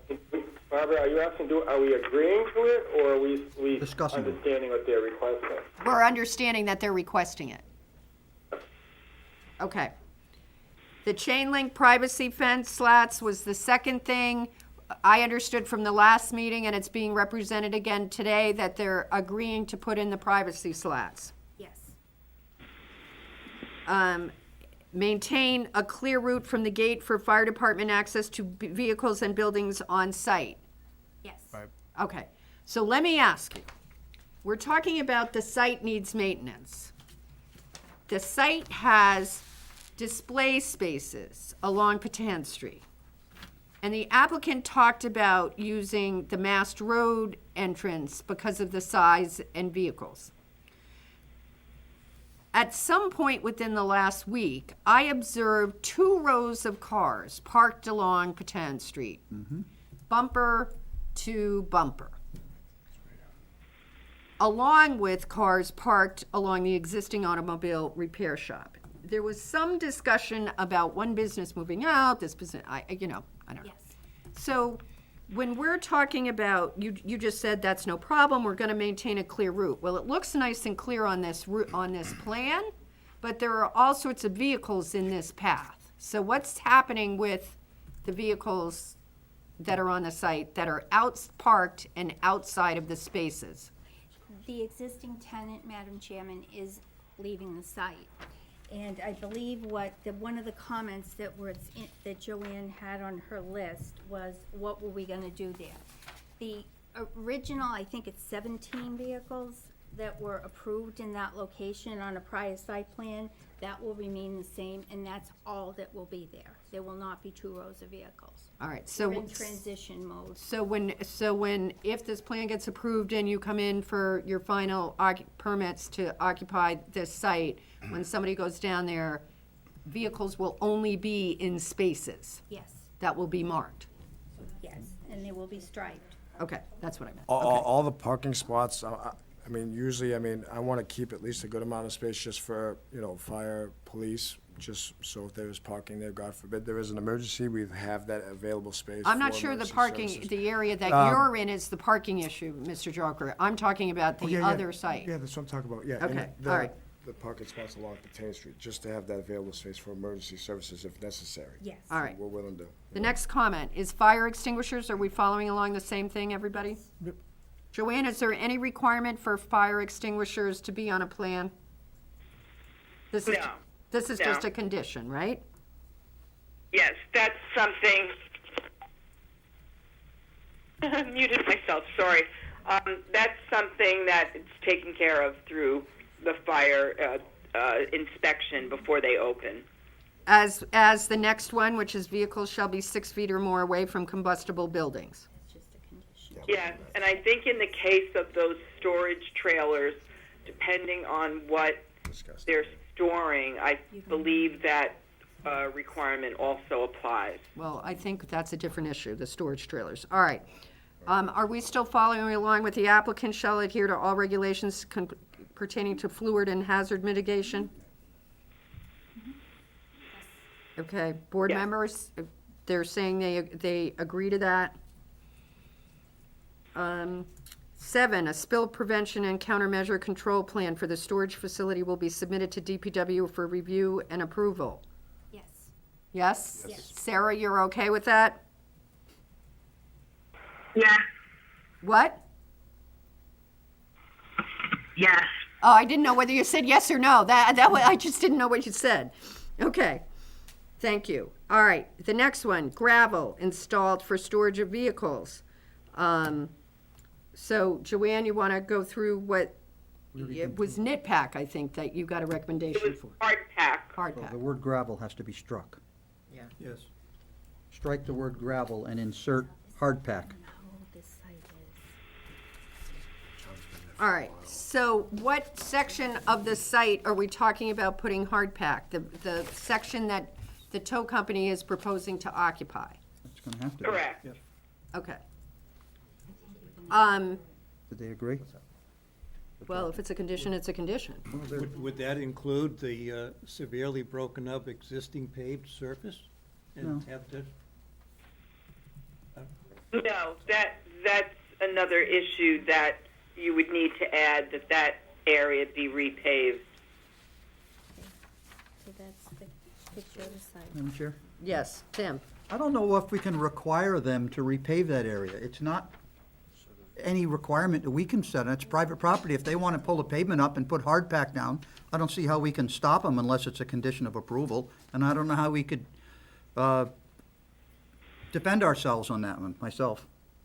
Then the plan would need to be changed because it currently shows it as pavement. Okay. I suspect that the measurements of the paved surfaces compared to the plan are probably not even close to at this point, given that there's, I suspect the paving is more than 10 years and it hasn't been maintained. All right, 8, how are we doing over there? 9, is a, A normal condition. that's a a norm. revocation, revisit, but the applicant, let me just ask the applicant, the staff has received a recommendation that it be hard pack in the area for storage of these vehicles. Is that a condition that you're aware of and agreeable to? Mr. Jorka had a couple questions about that just before we, Right. So, I know a couple other tow lots in the area. One particular about 3/4 of a mile from the lot we were trying to obtain on Mass Road at Mr. Paris's lot. Currently, this gentleman sets his vehicles on grass and dirt, such as the same in Mr. Okay, Paris's we're lot. not gonna do this. So, I mean, we're just getting back to the paved surface. Because my understanding is that there are monitoring wells on this site still active for previous issues with spill, right? Nothing to do. And I also note that you can see from Joffrey Street that there's an area that there's a lot of new gravel that's been added at part of the site, not your section of the site, but there is an area that a lot of new gravel has been added. So there are concerns about, over the years, the amount of vehicle storage and what may or may not have actually been there that have nothing to do Right. with you. We understand that. I think we should just be okay with it. The Yeah. nitpick. The nitpick, hard the pack. nitpick. Is that, I'm not a hard dirt pack. guy, so I don't know whether nitpick and hard pack So is you the want same that at the thing. entranceway, so many Or- feet in, or? I think the recommendation is wherever you have a non-paved surface has to have hard pack on all those areas inside the gate, so that if a vehicle leaks fluids, it's easier to see a stain and clean it up than it is with bank run gravel or crushed stone, because it leaks down through and you won't be able to see it. So are we adhering to that 5-foot setback too from the fencing? Well, if you're gonna, Wanna be if you're gonna worry about 5 feet up against the fence when you're doing a Well, lot I'm that just trying to size. get clarification, that's all, just so No, we're all on the I would same think the page. entire lot, because we're not gonna go down there and monitor the 5 feet. You might- Well, okay, but let me ask, Joanne, was this where the storage of vehicles is to occur? And I'm understanding the storage is occurring in the parking spaces. Yes, it's basically the entire site, other than where the building footprints are shown. Right. Well, but where it says aisle to remain open, existing gravel surface, the existing gravel surface is a stretch, the pictures show grass growing everywhere. What Yes, is it would that? be that area as well, because cars would be coming in there. All right, so it would be hard pack, knit pack over the entire area, okay. Of where the vehicle Not would be knit getting pack, parked. hard pack. Hard, Hard pack. okay. And to answer his question, the 5-foot setback areas should also be done to the fence line, because fluids can move, they can flow from side to side. So you're better off do the whole thing and be done with it. We covered that last time with the fluid issue with the, I understand that we've had the discussion. I'm saying that yeah, no, I understand. Okay.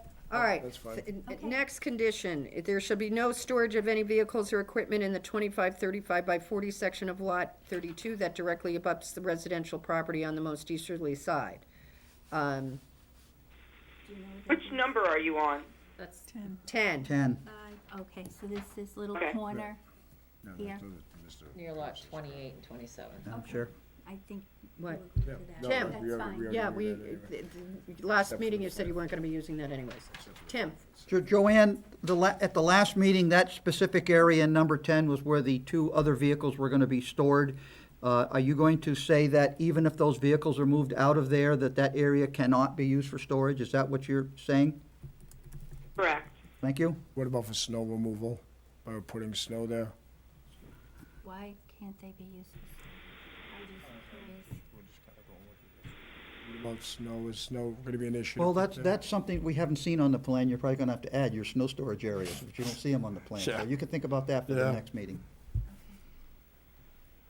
Okay. And I think that agreeing to have that area open in the storage would go to trying to maintain Right. the issue of commercial versus residential, Yep. because you actually abut two residential, Okay, three residential properties in that little corner. Yeah. okay. We're all set on number 10. Okay. 11 is a little tricky. Landscaping, board members. Joanne, where are we on the landscaping on this site? So the 2010 plan showed 12 plantings along Thames Street from Mass Road down where the display vehicles are currently. When Jim brought the question up last meeting about whether the entire site had to be brought into conformance, I wasn't sure if the planning board was going to require that the landscaping be brought up to today's standards. So if that were the case, there would be additional plantings that would be required. Board members. Tim? I think we should leave the landscaping the way it is. There's no room to landscape this site unless you're going to take pavement away and create green space. So if it was on the prior plan, they could adhere to the prior plan, I think I'd be all right with it. Other board members? I agree with Tim. This is Pete. Other board members? I disagree. This is Jim. I mean, we can make that decision that it's a waiver, but it really essentially is a new site plan. It's an amendment as to an existing, but we treat that as a change to the whole lot. We can agree that they can leave it, but I think we're entitled to review and assess the landscaping under the new standards. In fact, Fiona suggested that this is a grandfathered use. I disagree. A new and expanded use with us. However, if it's board's conclusion that the landscaping can't be feasibly done, I won't disagree with that, but I think we are entitled to review it.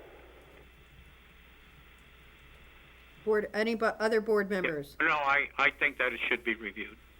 The applicant said that what was there died, and maybe it should be reviewed, and the different plantings are at least reviewed. Well, all right, so we have some board members who want to review landscaping. There is, am I correct, there's no new landscaping on this plan, correct? No. Okay, all right, You wouldn't know where to put it. okay.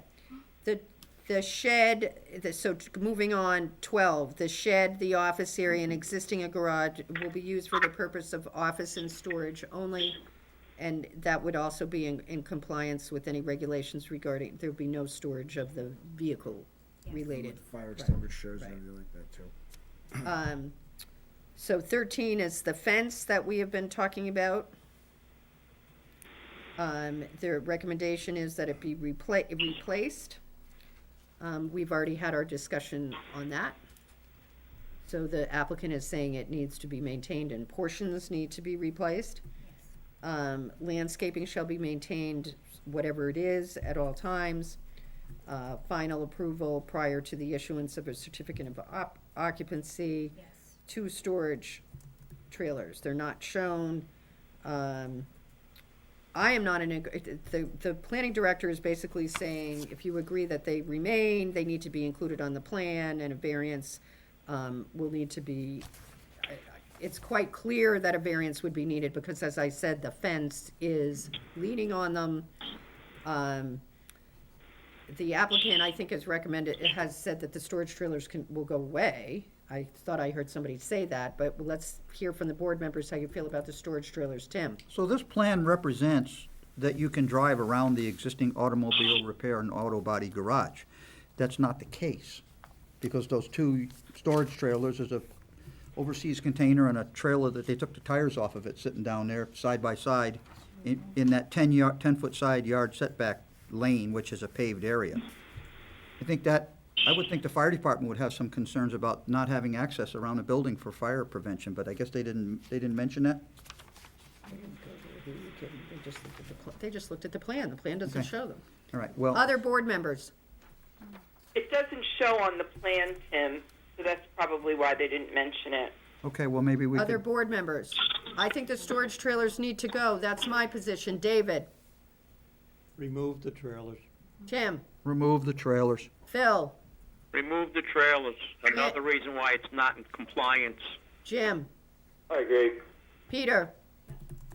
I agree. Karen? Remove the trailers, I agree. So, condition 16 would be removal of storage trailers. Okay. Are the groundwater monitoring wells shown on the plan? No. Okay. Madam Chair? Hold on. If these are the conditions, another one would need to be that all paving needs to be striped. Yes. Can we get clarification on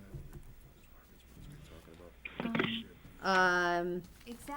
Madam Chairman, if I could just inquire exactly where the paving needs to be restriped. Is it the whole area?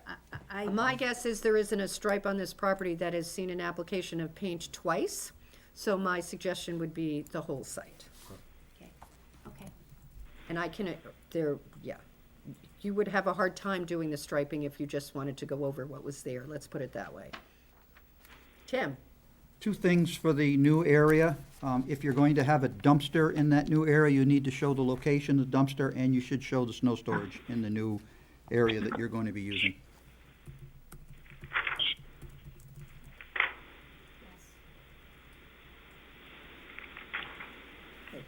Excuse Tim, me, can you put, Did the applicant say he's going to have a dumpster? I'm just saying, if he said he was, I'm saying if he's going to have a dumpster, he needs to show where it's going to be. And it also has to have screening. it wasn't, there's no dumpster plan. Because Yes. I didn't say the applicant had to do anything. I'm saying if he is going to have one, he needs to show where it's going to be located. Simple. That's a decision as his part. Yeah, okay. All right. We'll make sure we screen it. The building lighting has been added to the approved site plan. That's an issue of a waiver that we will come back to. Yes. Madam Chair, that is Jim. May I ask a question? Brought up last time that if a lighting has been added, we're not viewing that as grandfathered. The vehicle has to comply with our dark sky. We have no information on whether or not it does. I did ask for details on the existing lighting that they be included on the plan. I think it's marked, the location. Specifically, what type of detail, is that in the regulations? Yes, it is. Okay. You need to know whether they're night sky protection devices that have the shields on them to shine the light downwards. It's in the regulations. That should be added to condition number 1.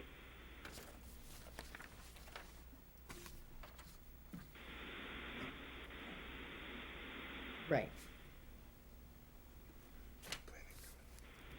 Well, we have a waiver request, so the applicant is representing that the current lighting on the site is now on the plan.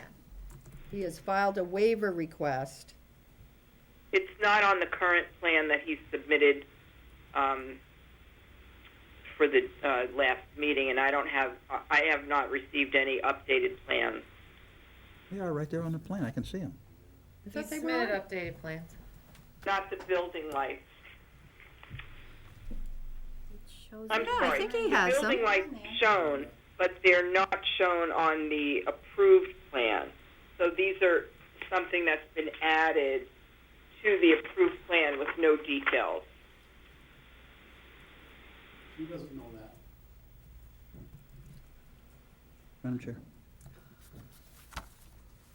Jim, So I think the representation needs to be made by the applicant that any lights shown on the plan meet the night sky regulations, simple. If they're already there, as long as they have the proper shielding, they can stay. If they don't have the proper shielding, they have to be upgraded to meet the regulation. Madam Chair, I disagree. I think they have to be shown on a plan. If they weren't shown on the prior plan, they have to be shown on this plan. Otherwise we don't know. We have no record of what they are.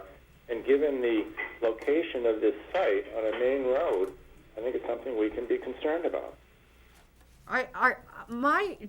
can anybody tell me whether these lights are fixed, whether they're motion, whether they're timed, or they have variety? You can't really tell what these are. You can see that there's a light, a pole-mounted light, a building-mounted light, but you can't really tell what they are. After the last meeting, my wife and I drove by the lot about 10 o'clock at night when it was complete darkness, and we had a clear view from Mass Road down to the lot. And there was nothing beyond Mr. that. Paris, can you tell us if there are any motion detector lights or other lights on the site? There's a timer that's in the back building for the lights. And there's no motion detector? None of those lights are motion lights? No. Okay. No, it's timed. Okay.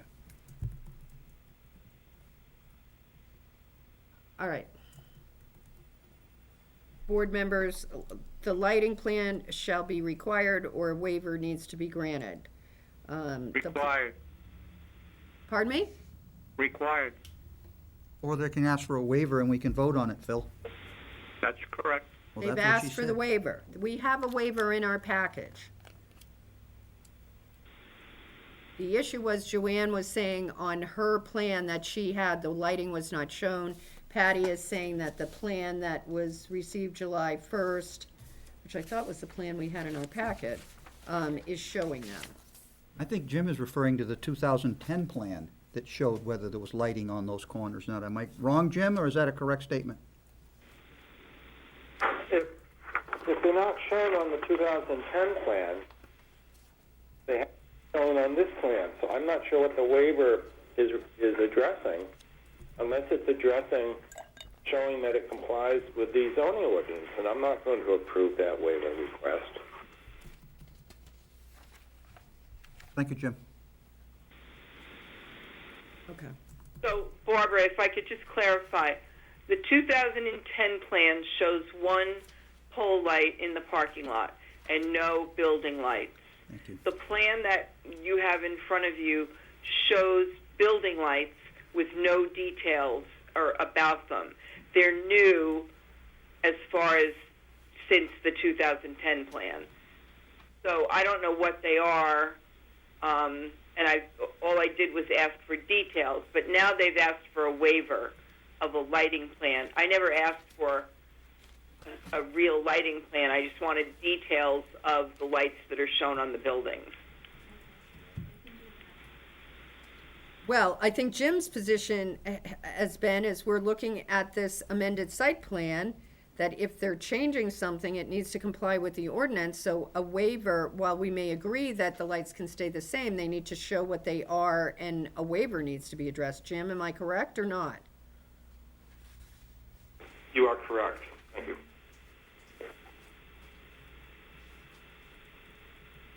Okay.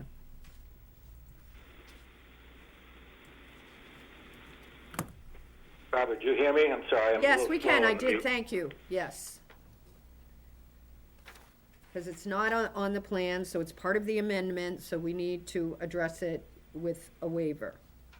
And the detail on the plan as to what's actually there needs to be there regardless of the waiver. Madam Chair. Tim? Could the addition of the lights on the building be part of an amended site plan with the proper information?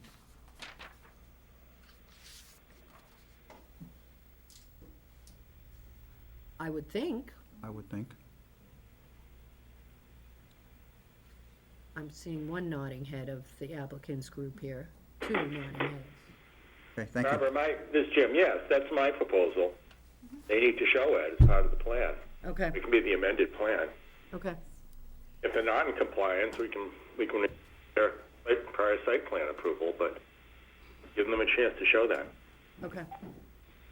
All right, and then the other thing that is not,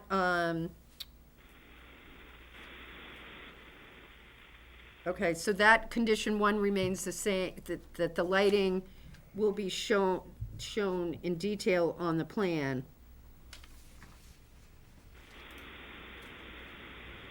And meet the night sky requirements. Mm-hmm.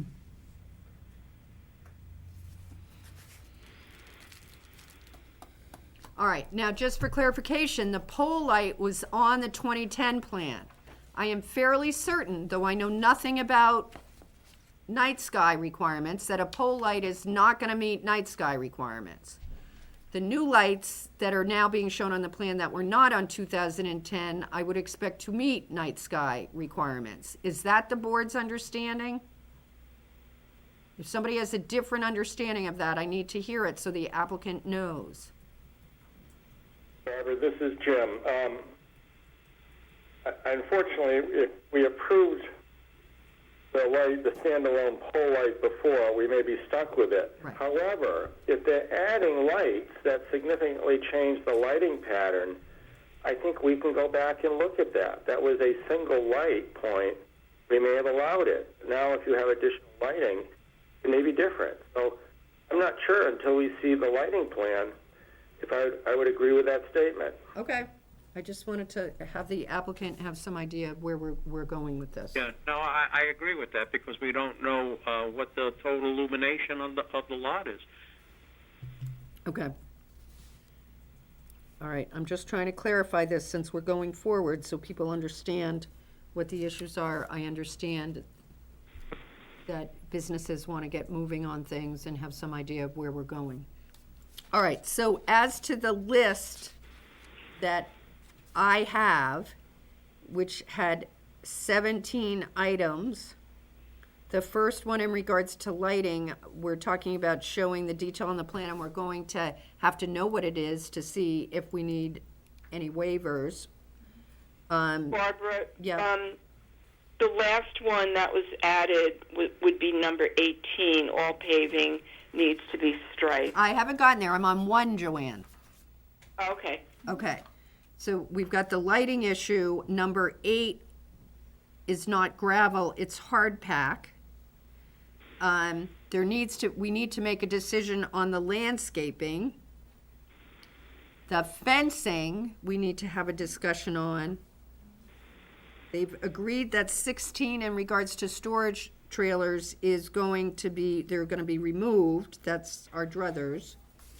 And then additional conditions are that the paving needs to be striped. We're talking about showing that corner with the 3 residential lot abutting, becoming a snow storage area and depicted on the plan. Well, What? that is if the applicant agrees to remove the 2 antique cars, otherwise Right, it well, can't be I'm a sort of snow wrapping it storage. in, which I think, I'm just trying to get a consensus of where we are, and I'm, doing the bobblehead thing here. And that the applicant represented that the cars would be moved, and if they needed to be moved to a designated parking space, that's where they would end up. Right, there'd be limited overnight access, it'd be a drop and go and. No, we're talking about something different. Okay. I think, Yes. okay, You know what we're talking about. all right. So, board members, do you have other things in regards to the discussion on this plan? Anybody? Barbara, this is Jim. We haven't gotten yet to the new use. We're still talking about The plan, compliance with the plan itself, right, correct? correct. Be a long evening. Are we going to continue this at some point? That's why I was trying to get this, sort of narrowed down as to conditions. There is a discussion on the business. So I have lighting, the bigger issues, given that I think we have a consensus on what I went through, is the lighting probably is, from a plan perspective, something that needs to be worked on the most. We need to talk about landscaping. There needs to be some definitive language into how we're dealing with the fencing issue. And then there is the operational issue for the use that's permitted, but how it's gonna occur. Tim? And the applicant's attorney has stated that they are not going to do any more double car spacing. They're going to only use the display spaces as shown on the plan. Does that need to be stated, or do we leave it as an assumption? I think that's probably gonna need to be a condition. Okay, thank you. Okay, Member Raymond has pointed out that there is still some discussion, and I still have a public hearing. There are some things that need to be agreed to, and I am cognizant that the applicant would like to get moving on this as soon as possible. And Joanne, when is our next meeting? Our next meeting is, I'll tell you in 1 second. July 23rd. July 23rd. And we have the, two applications, but they're essentially the same. Do you think that we can get, board members, normally we would require an applicant to get on the next agenda to submit all documents to us by, I think, tomorrow, because, to get the packet out. Otherwise, it's gonna get moved to the August 13th meeting. I'd just assume see this come back July 23rd.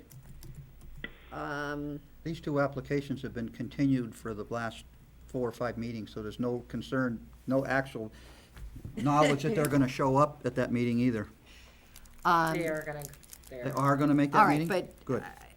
but, and I understand that somebody said an August 1st date, but I would like to try and, We don't have an August 1st meeting. no, the applicant said something about trying to get stuff done by, We were just, First meeting. I was just bringing up, possibly, Would the issues be limited to the lighting, the landscaping, the fencing language, and I think you mentioned operational language? right, there was something about hours of operation, and I think, there were issues in regards to backup, alarms. The applicant represented that those could be disconnected, or he already we had. already had that. There are also issues that were discussed in regards to access, and I might tell the applicant that, the access on Joffrey Street,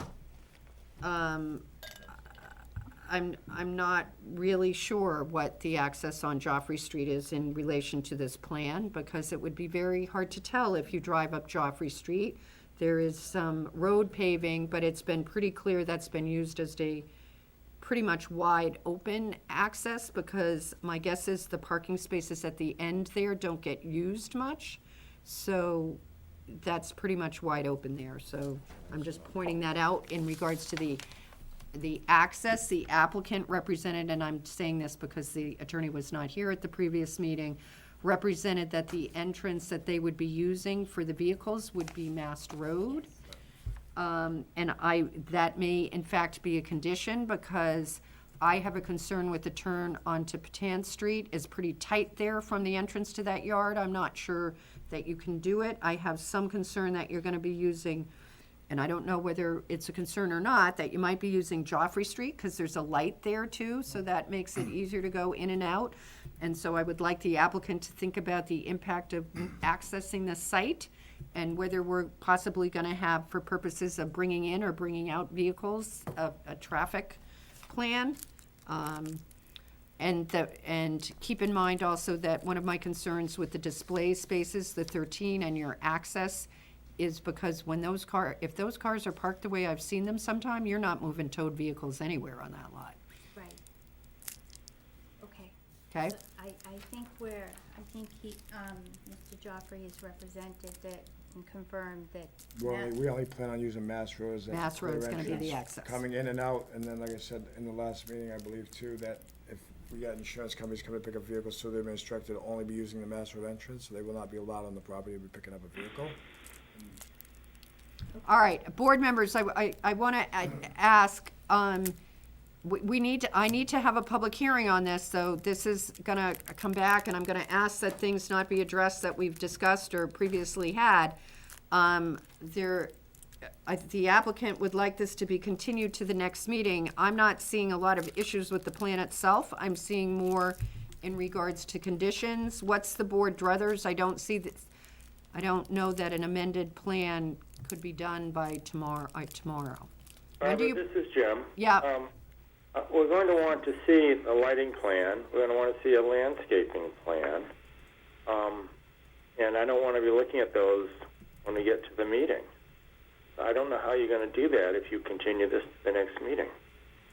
All right, I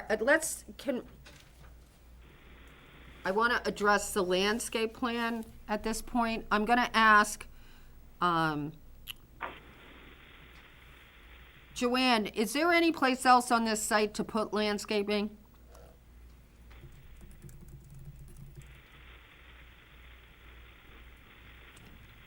Joanne, are you there on mute? Where are you? So, sorry, I keep muting myself instead of unmuting. The only other place that I could find was the area along the fence that goes on the side of Patain Street from the beginning of the chain link fence down Patain Street to the abutters property. There's a small patch of grass and weeds that could use some beautification. But that's really the only other place on the site that has any sort of ground. The rest of the site is pavement. All right. I have driven up there to take a look at this. I personally don't think that any planting is possible on the lot on that side. If you look at the berm area where the bushes have been planted, and they have been planted, you will note that the berm is actually wider than the area between the fence and the road. Additionally, there is curbing in front of where those bushes are, so they're actually on a wider area and somewhat elevated from the street. The area from what's marked on the plan, existing entrance to map 18, lot 33, the area between the fence and the road is actually narrower. It actually slopes down and is sort of a gully. So I don't know how you would plant anything in that area and have it survive. And there is no curbing on the street during that section. If there was curbing, you could build it up. I don't see how you're gonna do it. The only other spot that I can see to have landscaping on this site would be in the area that the junk cars are stored in now, but at that point I need to ask why we're requiring landscaping, because it's being surrounded by a fence, which is what's required for the buffer between commercial and residential. And other than that, this site is paving. So I'm just gonna throw that out there for the landscaping. The other piece too, Madam Chairman, is the area along Patain that you were just describing. That's part of the right-of-way. If you look at it carefully, that little strip you just referred to is part of the road right-of-way. It is. The fence is on this property line. Right, the curbing, you can see where the curbing picks up on the other side. It's pretty tight. Barbara, this is Jim. May I be heard? Yep. I brought up landscaping because, as I understand, the last site plan required landscaping. If the applicant is, and landscaping, any requirement carries an obligation to maintain it. If the applicant wants us to recognize that that plan can't be built on, I think it should ask, the new site plan should affirmatively state what the new landscaping is, so we don't carry on a landscaping plan that doesn't work. We didn't propose any new landscaping, Jim, because there's no way to put it, but certainly anything that has not survived, that's dead or needs to be replaced would be replaced. I have an issue, thank you, in regards to the plan. I don't quite understand what the legend is for the plant. It says deciduous tree. I think that is the legend that goes with the bushes along Patain Street. Yes. I have no idea under what landscape book you would call any of those bushes a tree. So could we please identify what those bushes really are? Barbara, if I could just add one thing. Yeah. As we talk about the maintenance of this site, the certain areas, although it's all basically pavement, there are areas along the fence that are not pavement where really giant weeds and vines have been growing, and they wind up growing into the fence or over the fence onto the abutters' properties, and the abutters wind up having to take care of them because now they're on their side of the fence. So I don't know if we can include something in there that the site be maintained as far as that goes. Okay.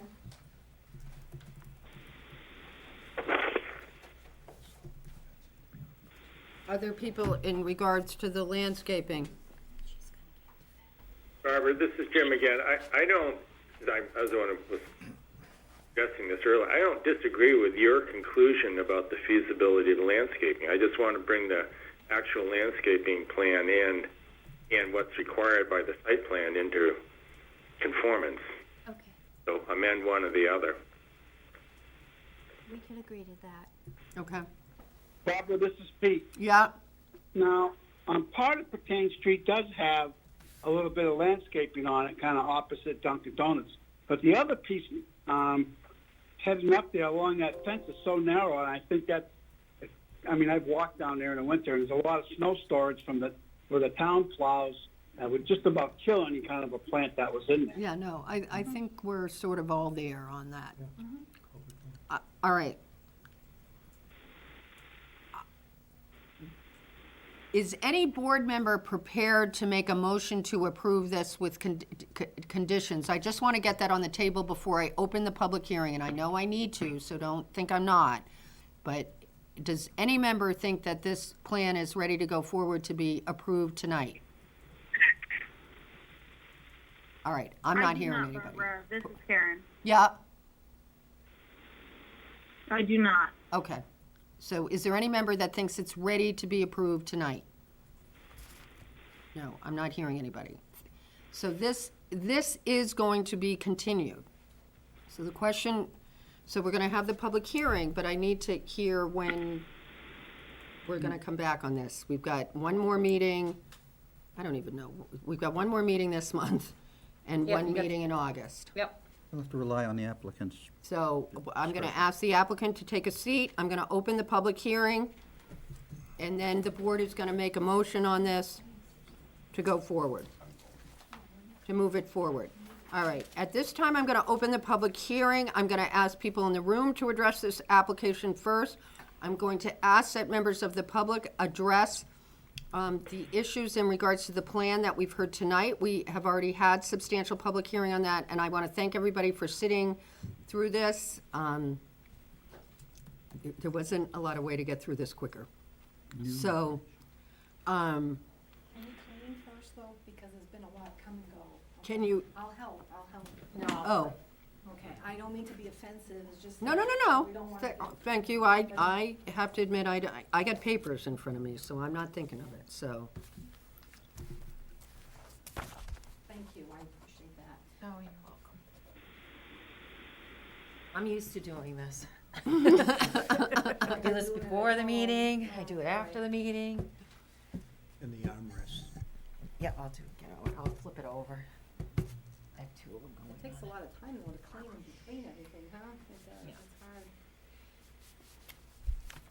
hard. Just another reminder why my house is dirty. Let me just. Right. All right, so is there a member from the public who wants to speak? Come on up. I'm going to ask that we try to provide new information. We have minutes as to what was said at the last public hearing. I'll stick to the facts. Okay. All right. It's a little dry for you. Dana Benner, 12 Joffrey Street. I sat here and listened to all of this, and at first I thought it was going all right, and then it kind of went kind of haywire on us. You did hear me speak last time, and I'm not going to rehash all of that, except for the fact that the question comes up to the 2010 plan. It was never adhered to. There's violations throughout the whole thing. It's never been adhered to, but now all of a sudden, we want to ignore that and say, okay, well, we're going to change it again now. Was issues brought up about it being a grandfathered clause. There's no grandfather there. The minute they stopped using that piece of property for automotive anything and started using it as landscaping, they broke that chain in that grandfather clause. So now it's going back to something new again. Now, we heard from Mr. Paris's attorney and his people who did up his plan about poor Mr. Paris. Oh, he's tried to do this. It's somebody else's fault. The fence is falling down because, oh, God forbid, the people who live there, their property's higher than the fence line. It's their fault. Let's make them straighten it out. We heard the attorney say that very words. So now it's our fault. He doesn't do maintenance on his property. Fences fall in. The section of fence that fell into the property on this past Friday is now being held with a ratchet strap to hold it up.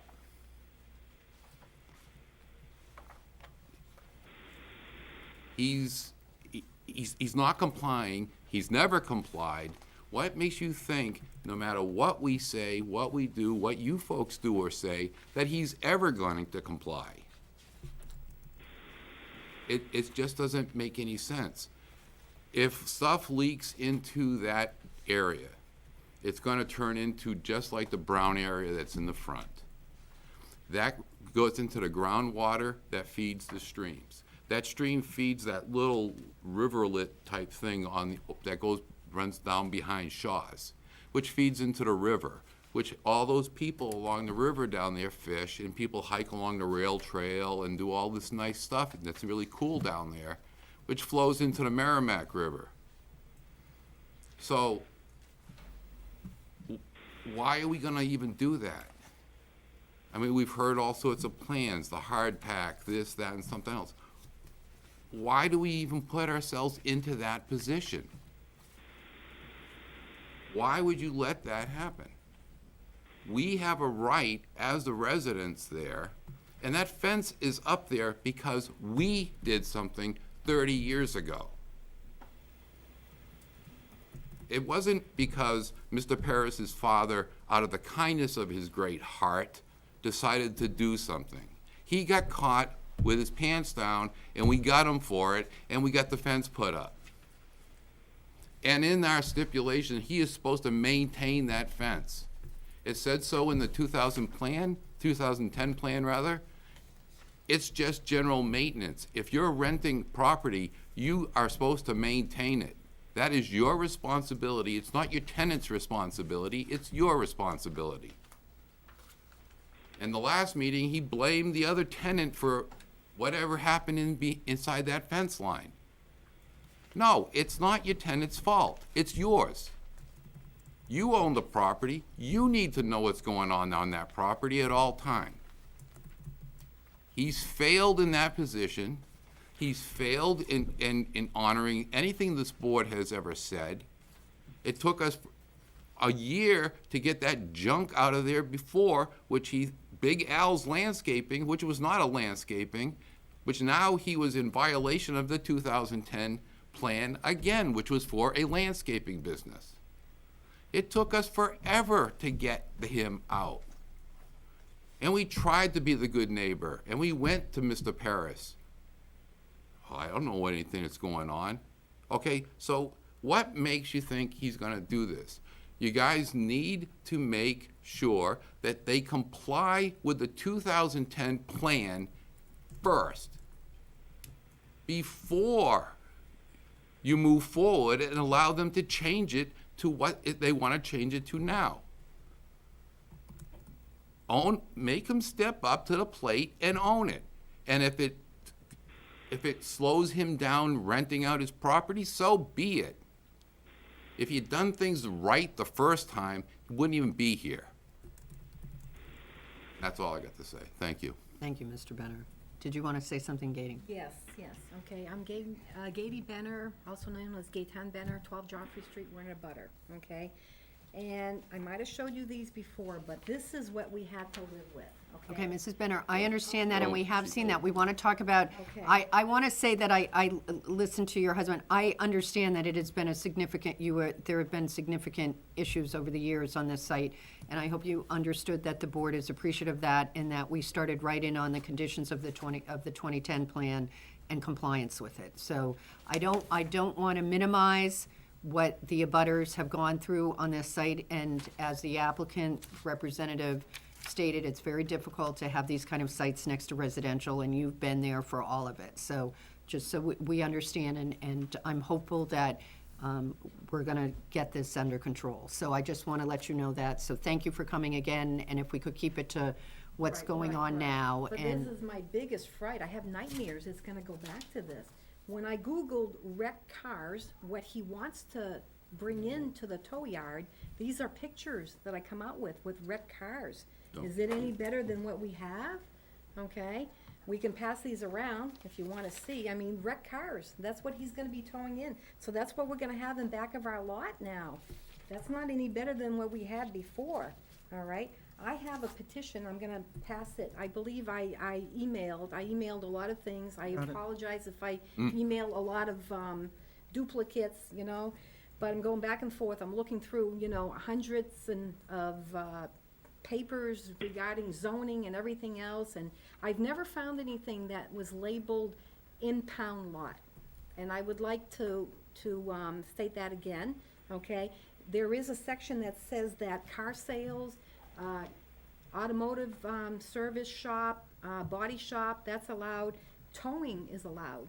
But when I think of towing, is that you're gonna tow one car to the body shop so it could be fixed, okay? That's how I envision that. I don't envision an impound lot going with the towing, going hand in hand with the towing. And I envision maybe a couple of parking spaces for wrecked vehicles, the ones that are waiting to be fixed at the body shop, all right? But to me, if there's nothing in the zoning that says impound lot, it just doesn't go there, all right? And it shouldn't go next to abutters that are residential. We have a residential community there. Plus, it's a brown site. The front part is contaminated. That's a biggie. That's really, really a biggie. So we don't want the backyard to be contaminated. It may be contaminated already. I'm asking for DES or someone to come and test the soil after what we've seen go there, the mattresses, and we're lucky we didn't go up in smoke with the gas cans and all that, so it could be contaminated already. And if that's the case, it could come on our side too. The water is being contaminated as we speak right now, okay? It's on the DES list, they're monitoring, they have a whole bunch of wells, okay?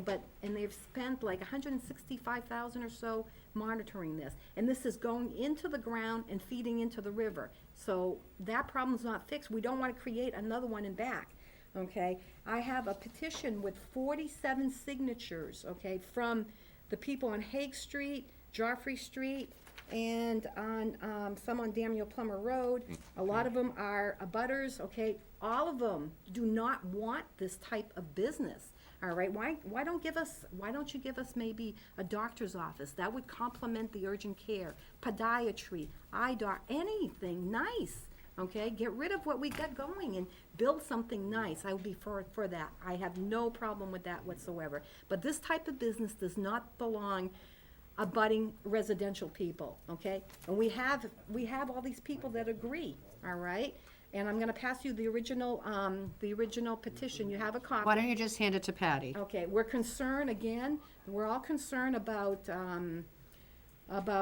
oil leaking from these vehicles, okay? And the people that are, they're gonna be in charge of the tow yard, they're not environmental specialists, they're not certified from DES, you know, it concerns me, all right? What you decide could affect, okay, not only all these people, okay, the whole community, because we're talking about water, but my grandchildren that I love dearly, okay? All right, I babysit them, all right? They come to my house at least, you know, several times a month, okay? My daughter is on the front line right now. She's working at Dartmouth Hitchcock Hospital in Lebanon. Okay, she's a nurse. My son-in-law is also a respiratory technician. He's putting trachs into the people that have COVID-19. He also helps with the respirators and all that, all right? So I am trying to help them, okay? And I do not want these poor children to be contaminated or, you know, to have problems later on because they live someplace where it leaked oil on my property, all right? And we have the right to enjoy our property.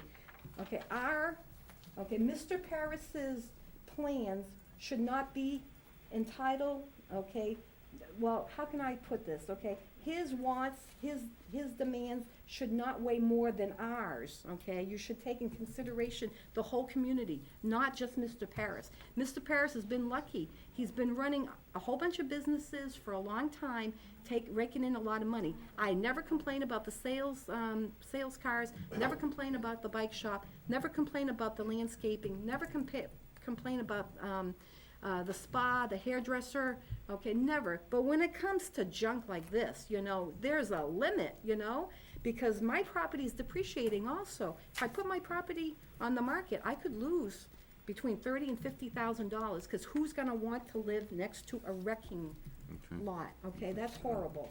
All right, so anyhow, so I have the petition, the original petition, okay? Thank People you. don't want this, okay, and you should think of all these people. Also, I also Googled some information regarding repossession, okay, industry, and I used to work in a finance company. I know for a fact that if you take someone's car, okay, and you put it in the lot, they're gonna come back. There's violence, and also there's been a survey online on May 2020, okay? Has there been any acts of violence against you or your personnel in the last 12 months? And this is for the repossession industry. Yes, there was, I think, where was it, over 53%, all right? Is it gonna get worse? Yes, it will, because once the hold is off repossessions, it's gonna get worse, okay? There's gonna be more repos. It's gonna jump to like 67. Do we wanna be in the middle of, you know, riots and people trying to get their stuff out? I don't want anybody to shoot at me. So anyhow, I'm asking you, please not to approve this type of business. Give us something good, okay? All right, that's all what I have to say. Thank you. Okay. Thank you for coming again. Is there anybody else here who'd like to speak on this application? Come on up. Would you like the table wiped or?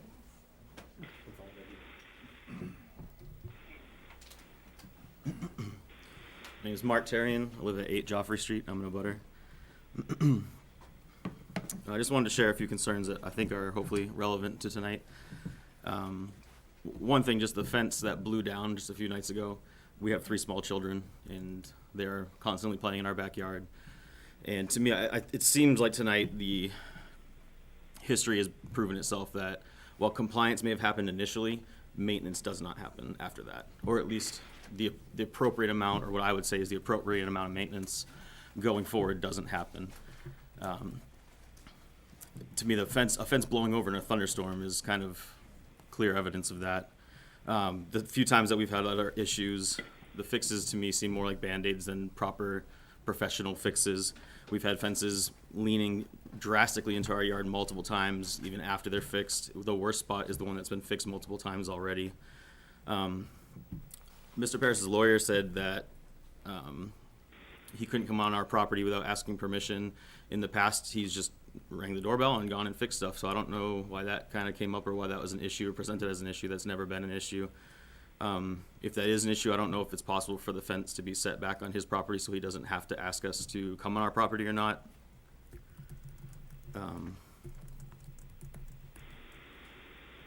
Again, the idea of the ground pushing the fence, I'm very confused by. We bought what is a pretty flat lot. The fence, we've observed for years, the car company that was renting out space was backing into the fence over and over and over. And so it's laughable to me that the ground, which is flat, and it slopes somewhat to Mr. Parris's lot, is the issue here, where we're not mentioning backing cars into it over and over, or not fixing it properly over and over, or the fact that a lot of posts are rotted. And again, I just don't want to see it fall down when my kids are in the backyard. Like the Benners said, I loved when the bike shop was there. I'd take my car to the Kingdom Auto that's in the front of the building. So it's not that I'm trying to fight against Mr. Parris and all that he does. I would take my car to a place that he owns. We do have similar concerns on contamination. I don't know enough about it, but it is concerning to me that we have a garden right near the back fence. And I don't know if that's something that is, hey, you just have to move it because it's your property. But if there is contamination, that is a concern. We have a vegetable garden right there. And the one last thing that I think is relevant is last meeting there was talk of the noise ordinance and all, and how at night there would only be emergency tows. And I think that was kind of vague on what emergency tows would be, because at first it was only if necessary. Later in the meeting, I heard one time every few nights or so, or every other night or something like that. And so, I mean, my understanding is you tow when a car breaks. It's not, you can't schedule it 9 to 5, just like you can't schedule snow removal 9 to 5. It's you remove snow when it snows. And if it becomes a thing of there's lots of noise night after night, and I know there's a kill switch on the truck, but Mrs. Duffy was at our property a few days ago when the auto body or the car sales company was moving trucks, and they hear how loud it is. The fence, in one of the papers it says the fence will help block noise. It does not block any noise. And so if it's just a constant thing at night, my fear is that, like many of the other things, nothing will be done about it. It'll be blamed on the renter, and now we have to come back and plead that something be done by the town. I think that's all I have. Very much. Thank you for coming again. Is there anybody else here tonight who'd like to speak in regards to the application? Come on down, sir. Hello, everyone. I'm Colin Parris. I'm Chuck's son. I'm basically going to be talking about maintenance. I started helping my dad out, I think, the start of the summer, and I can't speak to previous maintenance, but just starting from when I started helping him out and to where the property is now, a lot of improvements have been made. We've had someone already come out to take a look at the fence, professional landscaping company. We're going to get multiple opinions on it, make sure the fence gets fixed properly, obviously by professional, not just, us nailing 2x4s. We understand that is a real concern. Mark does have children. We hear them playing all the time. As far as landscaping, I'm out there at least once a week. I did the mulching this year. I did all the weeding. I've been doing, weed killer, making sure the property looks good. I pick up litter around the place, just, basic maintenance things. I checked in with Sunbelt Rentals. We can get a line sprayer, make sure that gets done. Basically just, keeping up with the maintenance is a big concern of mine, just because I'm helping my dad out. And yeah, I want to make sure that the property continues to look as good as it does right now. Okay, thank you. Thank you. Is there anybody else here in the room who'd like to comment on this application? At this time, I'm going to ask, is there anybody on the line who is called in who would like to make a comment on this application? If so, press star 9. Star 9. Yep, let me unmute one. You got anybody? Yep. Karen Paris would like to speak. Hi. Karen Paris? She's unmuted. Is there somebody on the line that would like to speak in regards to this application? Sorry, we'll never forget how to unmute it, will we? I'm sorry, Karen Paris, am I allowed to speak? You are. Oh, thank you. I just want to clarify on the monitoring wells, and I want to put out there that I am a certified hazardous waste coordinator. Ms. Paris, what's your what's your address? What's your relation? Where? Oh, sorry. Karen Paris, 108 Smith Road. I am a managing partner of KCK Inc. Okay, thank you. Okay. And I just wanted to let you know that I am a hazardous waste coordinator certified through the state of New Hampshire. So I manage my husband's waste. And I just want to clarify on the monitoring wells on the property. Those were from a waste oil tank that was underneath the shop floor that my father-in-law, when he bought the property, was there. And when we bought the property, I insisted that we remediate that and take it out so that there would be no further contamination to what was happening prior to us owning it. Given the topography of the landscaping and that the neighbors up Patane and Joffrey Street, you are higher up than we are. So any contamination from that tank would have flown downriver. It would not go up the gradient. So I just want to make sure that people understand, even though we have monitoring wells on the property, it is not going to affect any of the abutters on the property. Same thing with any of the cars that get towed in. If there's any hazardous fluid still left in the car after they're towed in, it will not go uphill from the property. It will most likely go back into our monitoring wells and be captured. So I just wanted to make that clarification so folks understood that there should not be any worries about contamination on the property. Okay, thank you. Thank you. Is there anybody else on the line that would like to speak in regards to this application? This is map 18, lots 30 and 32. I'm not hearing anybody sign in. Patty's not indicating anybody is here. I'm going to close the public hearing, subject to further action by this board members. Patty, if the applicant was to come back, when would they need to have this submission in for our meetings? That is up to, I would say, Joanne and Sarah, because they'd be the ones reviewing. If you're doing to a date certain, I don't have to notice, but if it's something, if they have, when they feel gives them enough time to do the reviews and mail to you on next Thursday. Because next Thursday, usually we try mail packets on Thursday. Okay. So it's up to Joanne and Sarah. All right. So, Sarah, did you hear anything in regards to this plan that you think sounds like a change that's going to need DPW detailed review? I do not, unless you guys make a ruling on the entrance. Okay. That's really DPW's concern in regards to this plan, is the entrance. Yes. Okay. Joanne, if the applicant wanted to get on the agenda for the next meeting, when would application material need to be in? Otherwise, they're going to go to the next meeting. And I'm not sure that they will be able to do it by virtue of whatever date you set, but what would it be?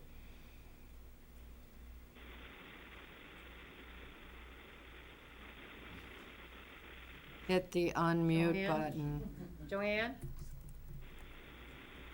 Can you hear me? Yes. Sorry, keep muting.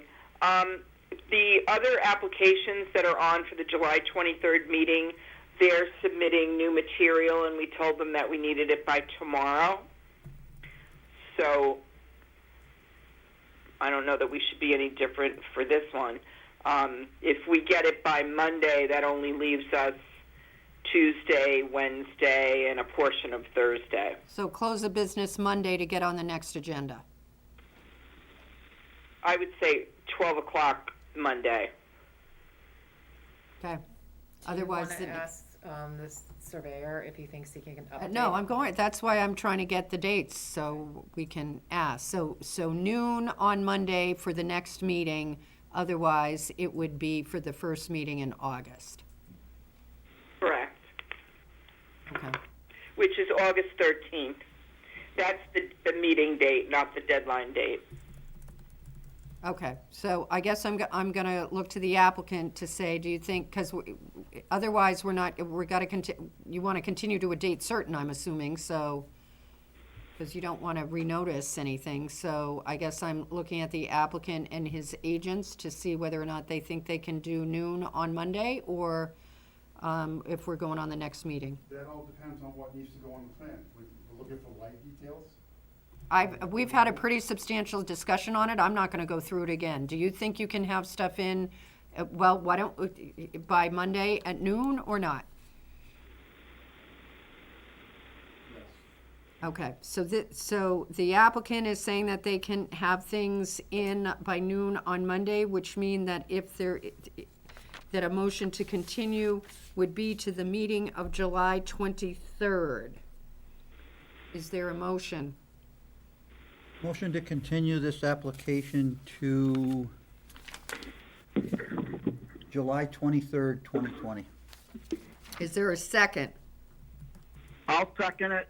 Peter seconded it. Is there any further discussion? Seeing none, I'm going to call the roll. Phil? Yes. Jim? Yes. Peter? Yeah.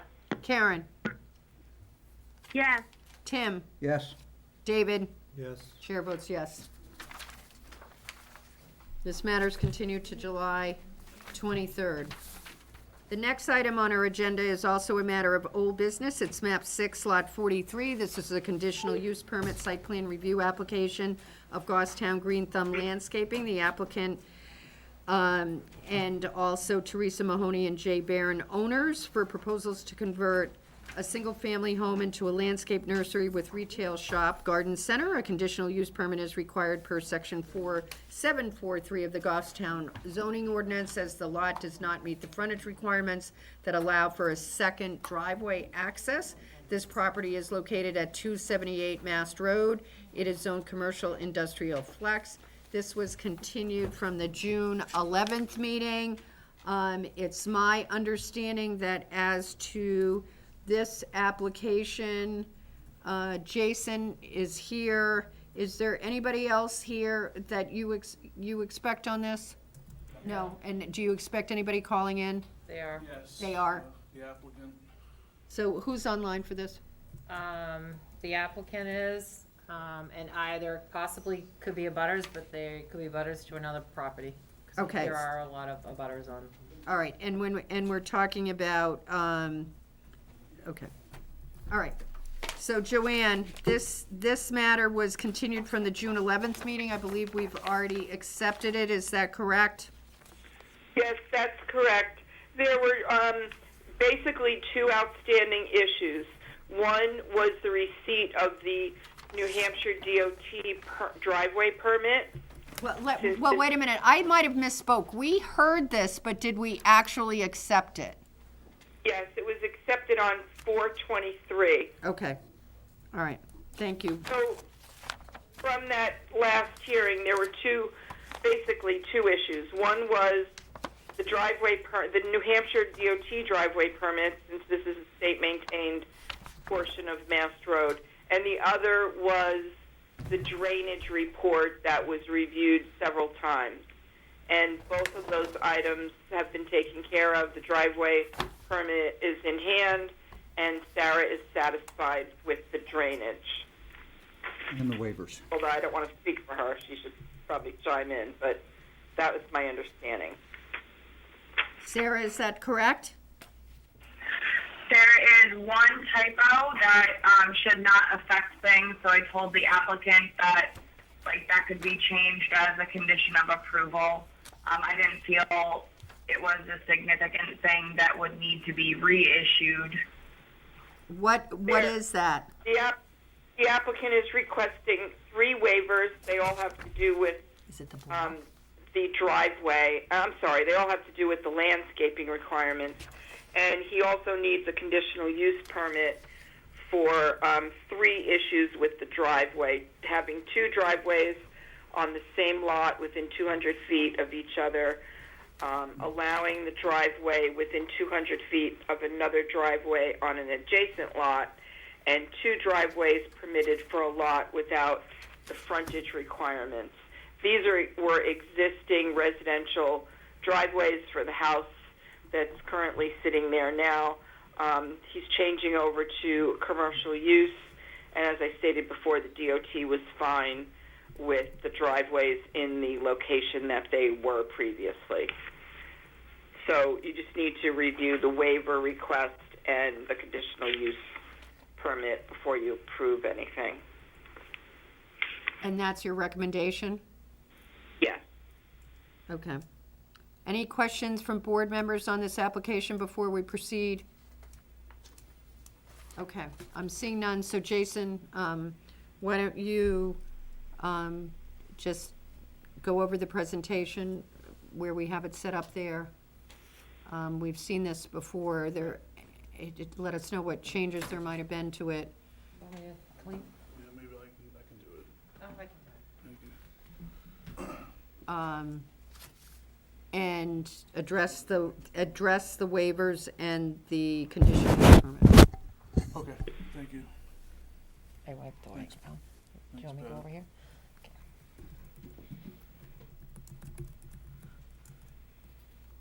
Good evening, Madam Chairman and members of the Goffstown Planning Board. I'm Jason Hill with TF Moran. I met with you probably in March conceptually on this project. It was a while back. And yeah, so I'm here on behalf of Goffstown Green Thumb, who is the applicant. And they're looking to convert this existing structure into the property will be converted from a residential property use to a commercial use for basically a garden center, small garden center and landscape nursery. And the existing building will be also used with a small retail space for selling of small items and knickknacks, things like wooden carvings. They're also selling custom outdoor products such as pergolas, things of that, benches, things of that nature.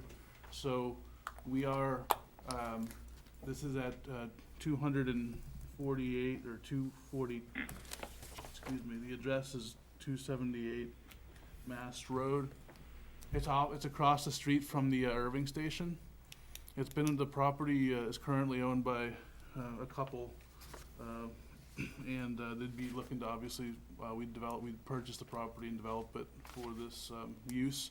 It's a fairly straightforward application. It's a small property. It's the commercial industrial flex district. Just to orient you briefly, we have the existing house here, and there's an existing garage. I think it's a 1-stall garage in this location. That's actually this side, on the east side of the property is where the garage is located. And then there's a ditch that runs across the property, and it's just an open field in the back. We're proposing to make general improvements to the property, including using the 2 existing driveways and making some minor modifications basically at Mast Road to accommodate fire trucks and just delivery vehicles. And then to gravel form a U-shaped one-way driveway with just a gravel surface for the rear area. And then I'd end up with a nursery out back with a portable greenhouse area for general public. And then there'd be a patio area with just landscaping and some additional nursery product things like shrubs and flowers and trees, and this is not things like hardscapes or materials such as sand, gravel, hardscapes, mulches, so that the business would not consist of that type of the sale of those materials. As Joanne mentioned, we received the permit from the DOT to convert these two existing driveways to utilize them. And so there's a new driveway permit that was issued for the commercial use. We've gone through the technical reviews of the town and primarily addressed a strong majority of the comments. I have a conditional use permit. It's 3 conditional use permits technically, but it's all related to the driveways, to the reuse of the existing driveways themselves. Basically, this arrangement, having the one-way circulation, allows us to do 2 things, was to minimize the crossing of this ditch, and to also, it's the most convenient way for my client to provide like his delivery vehicles for access and egress, rather than having a one-way hammerhead condition. This, with some of the vehicles have trailers, allows them to park in the loading zone, which is one of the things that the planning board asked that we designate when I was first here conceptually, there'd be like a small loading area. So that we would have just not a lot of backing out and extra wasted, impervious areas for making a 180 if we had a singular driveway.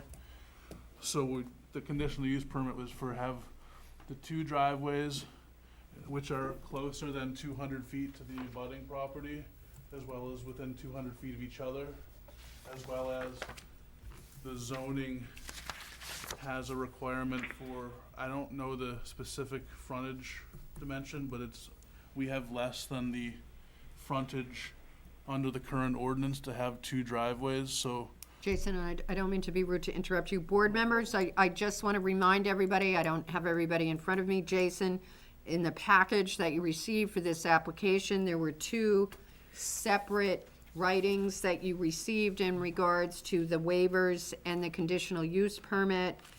They're both dated April 1st in the package that you have.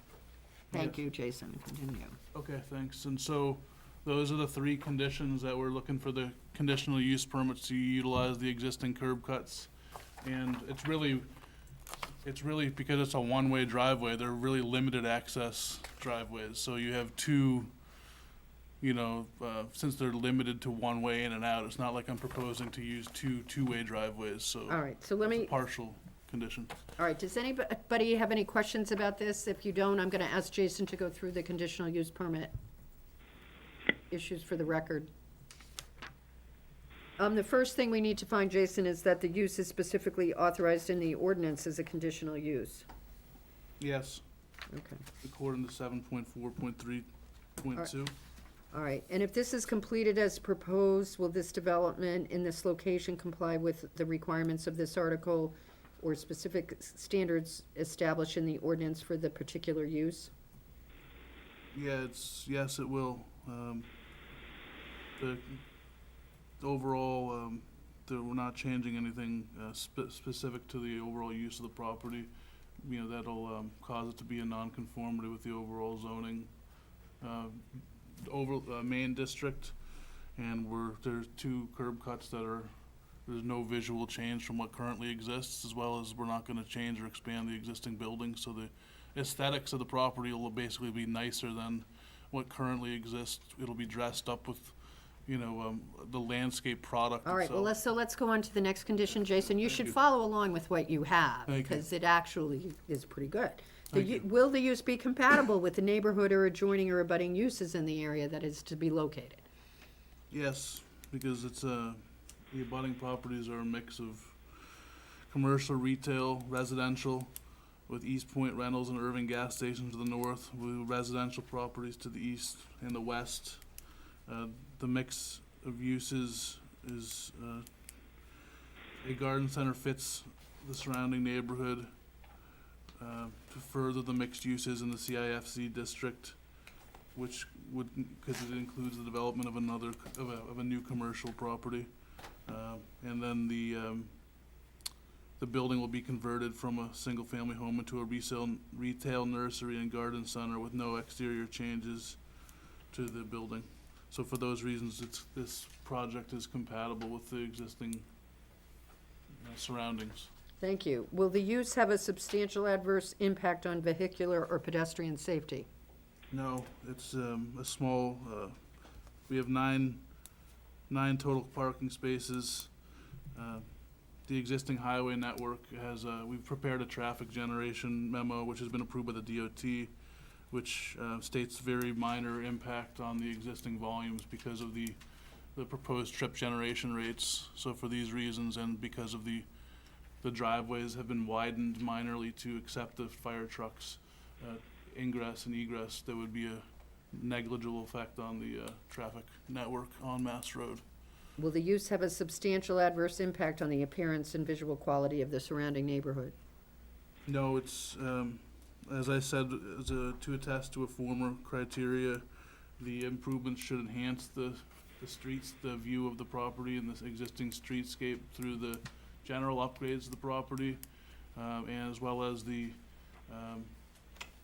basically, the stock inventory will lend itself nicely. You just basically you're gonna have so much greenery on this and shrubbery, it'll be an attractive business along the corridor.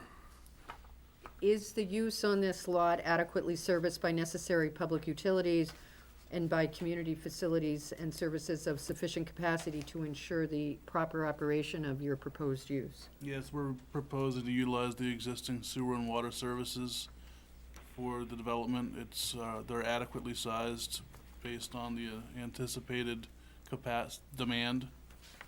So for those reasons, there'll be no improvements necessary to the existing utility infrastructure. Okay. Any questions of Jason in regards to the issues in regards to the conditional use permit? I'm not seeing any.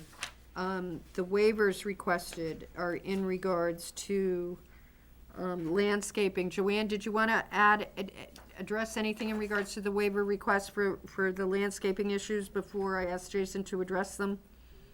No, I think in the written material, he's covered all bases regarding the waiver request.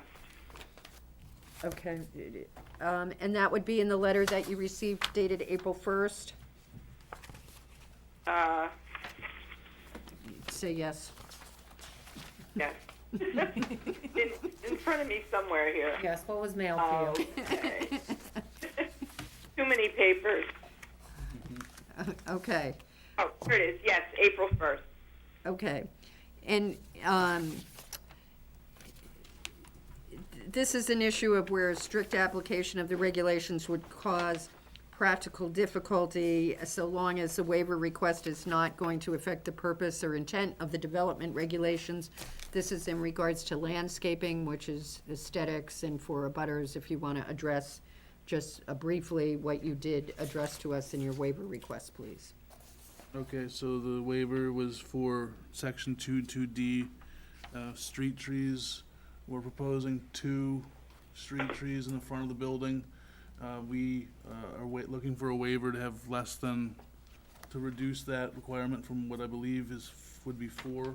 And the request is based on, we're gonna have product and inventory for display in the front areas of the site. It will not, I can't tell you that it will all be trees or not, but there'll be a substantial amount of vegetation, as well as the sign, I didn't probably put this in the writing, but we're limited for signage. The property has an easement for the sewer line that crosses in between it's in between Mass Road and our building, so we're limited for space. We can't put the sign within the easement, so we need to, then it falls, when you apply the trees as well as the restriction of the sewer easement, if you build all of the street trees that would be required, it's going to impede the visibility of the sign from the highway. Okay. So for those reasons, the waiver is requested for the street trees. Interior parking, it really would be, this is a small parking lot, but there is a requirement. So we would need to basically, it would require us to provide lose one space or relocate one space to create like a singular island that protrudes into the parking row. And because of the nature of the project being a landscape nursery, we're gonna have a lot of temporary, inventory, which include trees. We feel that there should be plenty of shade provided by the product, as well as having the row of the 9 parking spaces being uninterrupted by a landscaped area will help for maintenance, for snow removal, and just generally, it will allow for the 9 parking spaces to be located closest to the main access point. So for those reasons, we'd like the waiver for interior parking lot landscaping. We feel it's justified, as well as for the final waiver, which is related to the dumpster. We're proposing to not screen with a fence due to the nature of the location of the dumpster, which would be here. It's not visible strongly from any of the abutting properties, or it's in the back of the site. It's not visible from the public right of way it should not be visible based on its depth to the public right of way. So the additional cost, although it's not a significant cost, it is not necessarily warranted based on the nature of this project and the relationship to the surrounding view sheds that have, would be able to see it. It's hidden. And that would be it for the waivers. Thank you. Are there any questions or comments from board members in regards to the 3 waivers? Tim? At the last meeting, you mentioned the sewer easement. Have you shown the sewer easement on this plan anywhere? Yeah, it should be showed on Which page? page number, It's on the utility plan. it'll be on the existing conditions plan, which would be page, okay. Yeah, it's on page C3. And it's right, it's labeled out on on the left, Tim, on the upper left beneath, you can see approximate location of the sewer easement. It's on the abutting property. It's here, and it shows as this hatched-in area Okay. along parallel with Mass Road, yeah. On the outside of the dashed line? Yeah, okay. On the one that's on this print. I see where you're talking. There's not a lot going on there, but it's shown on that plan as well as it should show up on most of the other plans for And reference. does your proposed landscaping plan have anything within the sewer easement? No, I didn't think so. we're planting trees at the edge of it, but we were not proposing. The planting- landscape plan is C8. Yeah, and that can be shown, if you flip to C8, there should be I see it. a reference. So on C8 is the dash line, the proposed, where the sewer easement is? Can you get there?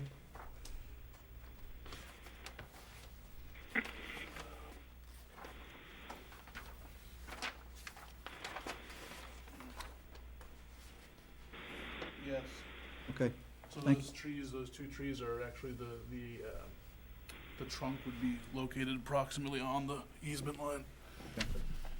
Thank you. Nothing within the easement. Because that was one of your reasons you stated at the prior meeting that you wanted a waiver from the landscaping, if I'm not mistaken? Because you didn't want to plant trees in the sewer easement that Yes. could get cut down. As well as, yes, they would get cut down. All right. Any other questions from board members as to the waiver requests? I'm not seeing any. Could we clarify what, on the conditions, the staff has got suggestion conditions approval on the site plan, and most of them look pretty standard. And add a note to the plan showing vernal pools and dates of review of the vernal pool. That's been discussed and agreed to, Jason? Yeah, yes. Okay, so I'm trying to find the typo we were all talking about. Wetland impact, correct drafting area, wetland impact block. Is that's that what Sarah. we were talking about, Sarah?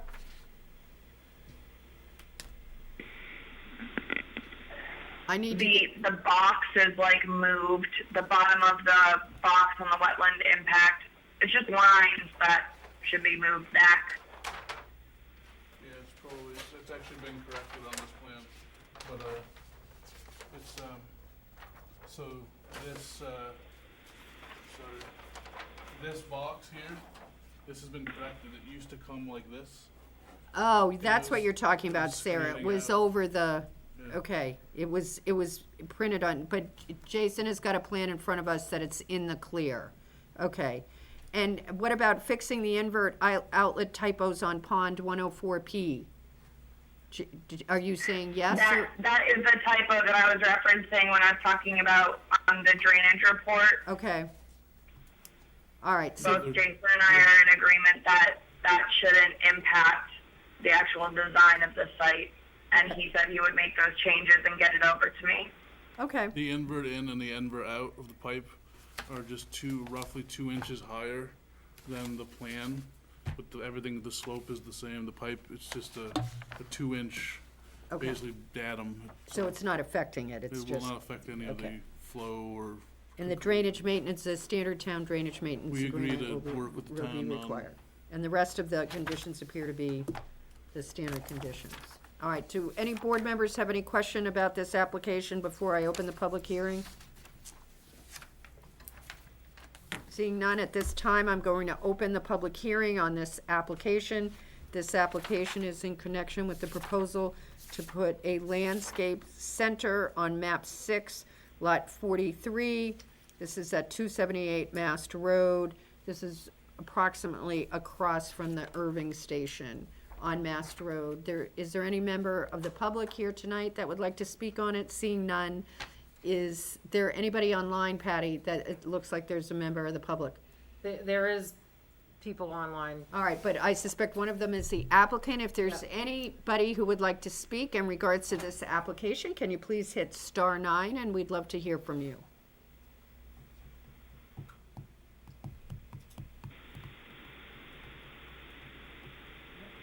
Okay, no one from the public has indicated they wish to speak to this application. There's no one present, member of the public present, that wishes to speak. At this time, I'm going to close the public hearing. Board, we have some waivers that need to be addressed. There are 3 waivers requested. They deal with landscaping. Is there a motion on the landscaping? Well, let me start. I've sort of gone right into a motion. Do any board members have any concerns, questions, comments about the application before us? Robert, are you being separate from the waiver request? Yes, just in general. Are there any, before we start to go down the line of possibly approving the things that need to be approved for this plan to go forward, are there any other concerns or comments from board members? Okay, I'm not seeing anybody, I'm not hearing anything. As to the waivers, are there questions, queries, concerns in regards to the waiver requests? Are you gonna take them individually, or what are you gonna do?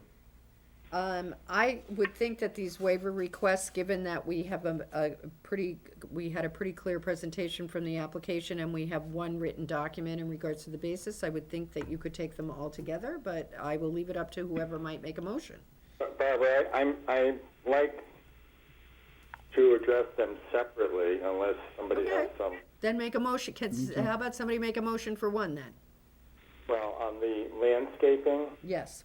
I'd move that we approve, we make the findings, but on condition that this site remain used as a landscaping business. The applicant is saying that because of the nature of the inventory, it's providing landscaping. If that use ceases, that explanation goes away, and I don't want a subsequent user then to say when they put in their towing business, let's pick something at random, that it doesn't have to be landscaped.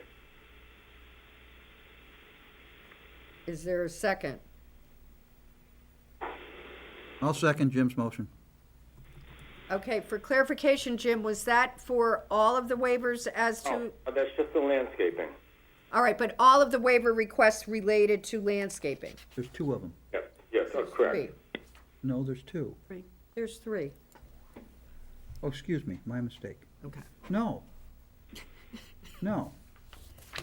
The first two are for landscaping, the third one is screening for a trash container. Oh, I sort of consider screening landscaping, that's sorry. something Okay, different. so this. I don't either. All right, okay, so these are for the two landscaping. Thank you for clarifying. These are for the two landscaping contingent on the property having continued use as a landscaping center. Is there any further discussion? Seeing none, I'm going to call for a vote. Phil? Yes. Jim? Yes. Peter? Yes. Karen? Yes. Tim? Yes. David? Yes. Chair votes yes. Thank you for clarifying that for me, board members. The third waiver request deals with the screening for the dumpster. Tim? Madam Chair, may I be heard? This is Jim. Yes. The applicant has basically said that the client doesn't want to pay for it, and it won't be seen from certain portions, but it's different than it not being seen at all. And no client ever wants to pay for anything. So those aren't very compelling reasons. I think our standard is dumpsters are screened, and this certainly is in a visible location. So I would vote not to approve that waiver. Is there a second? Yes, Tim. Tim has seconded that. Is there any further discussion? Seeing none, I'm going to call for a vote. Phil?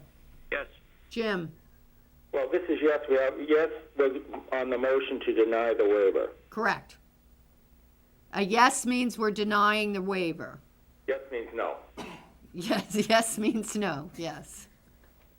So Phil, let me ask you again. Phil? Yes. Jim? Yes, deny the waiver. Peter? Yeah, it's 10 o'clock, for sure. Karen? Yes. Tim? Yes. David? I'm going to dissent. I don't approve the motion. And I say no also, but the motion carries, screening for the dumpster will be required. Does any member of the board think the plan needs to come back to show the screening, or can that be done to the satisfaction of the planning director? Fine. I say the planning director can handle that. Okay. Okay. So we have conditional use permits that have been requested. Tim? Jason, the location of the dumpster pad seems to interfere with the parking space. Are you going to fix that, or how are you going to make that work? Page C5.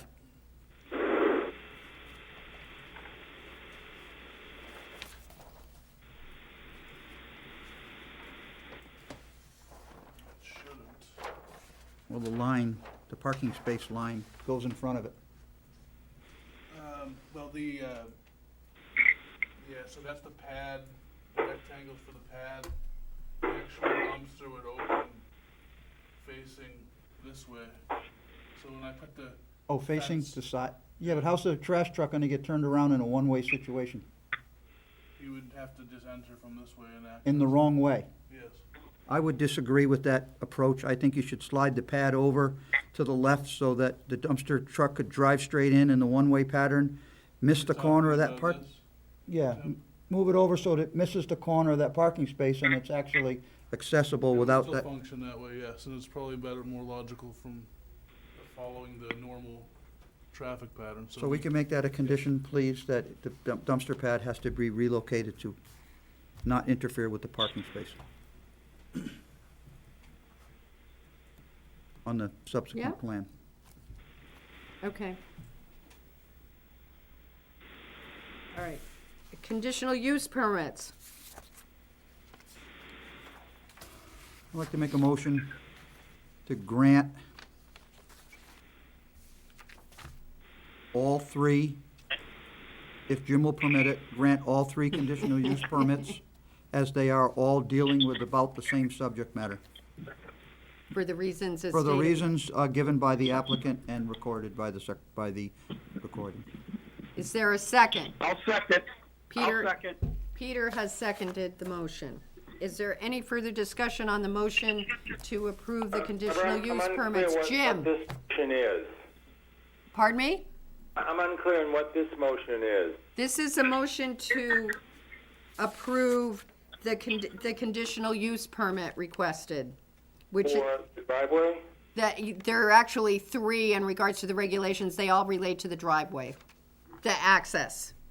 My concern is I don't want to invite the other applicants to say, well, they got one, therefore we want two as well. So I would condition it on us finding that it's a pre-existing driveway and therefore does not have an impact that a undeveloped lot would have. Because otherwise we're going to see lots of requests for two entrances.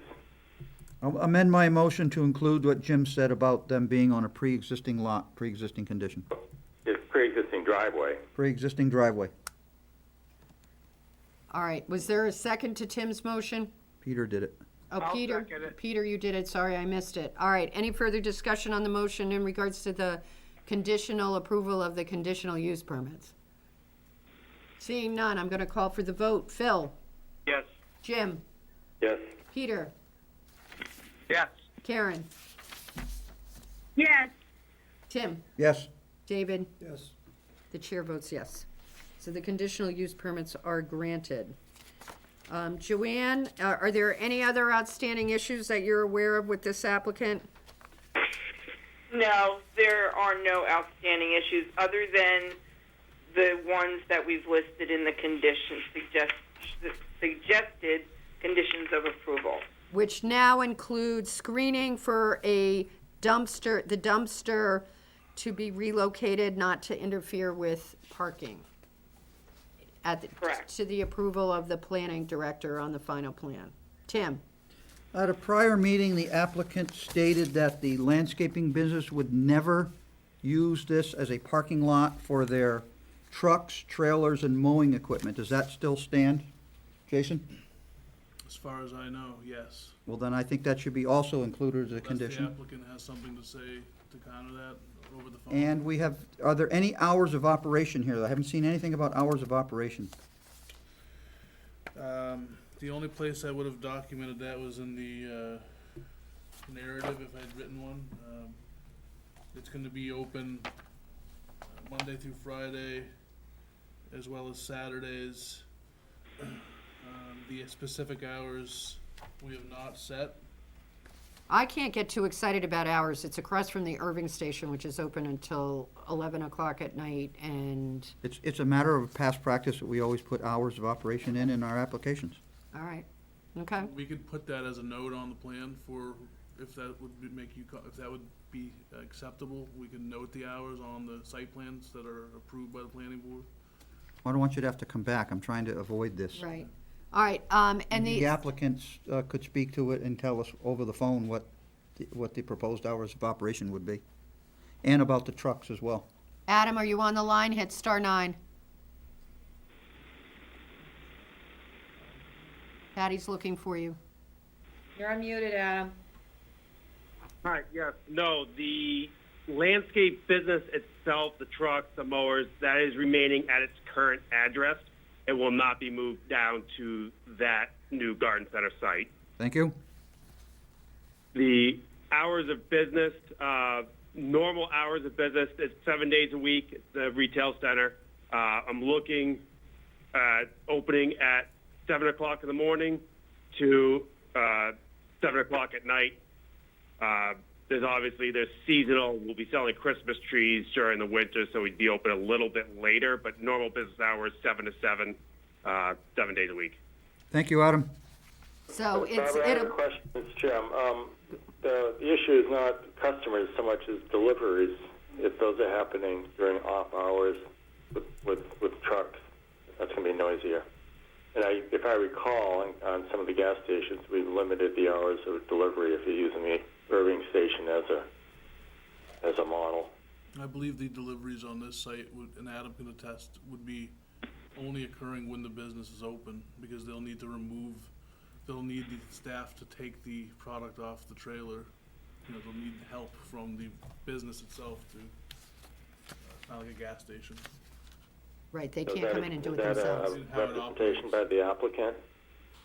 I Adam? believe Adam can confirm that. Yeah. All right, so,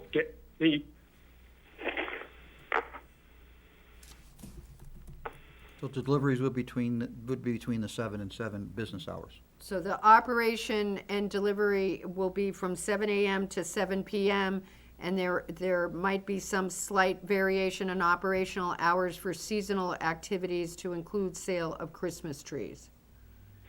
Correct. Okay.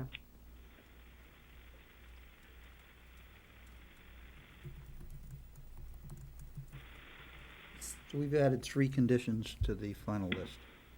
Correct. So just to make it clear for the applicant, and what you got from staff as to the comments we've gone through, we've added the screening and the relocated dumpster pad, the hours of operation, and that the equipment will not be stored on the site. Okay.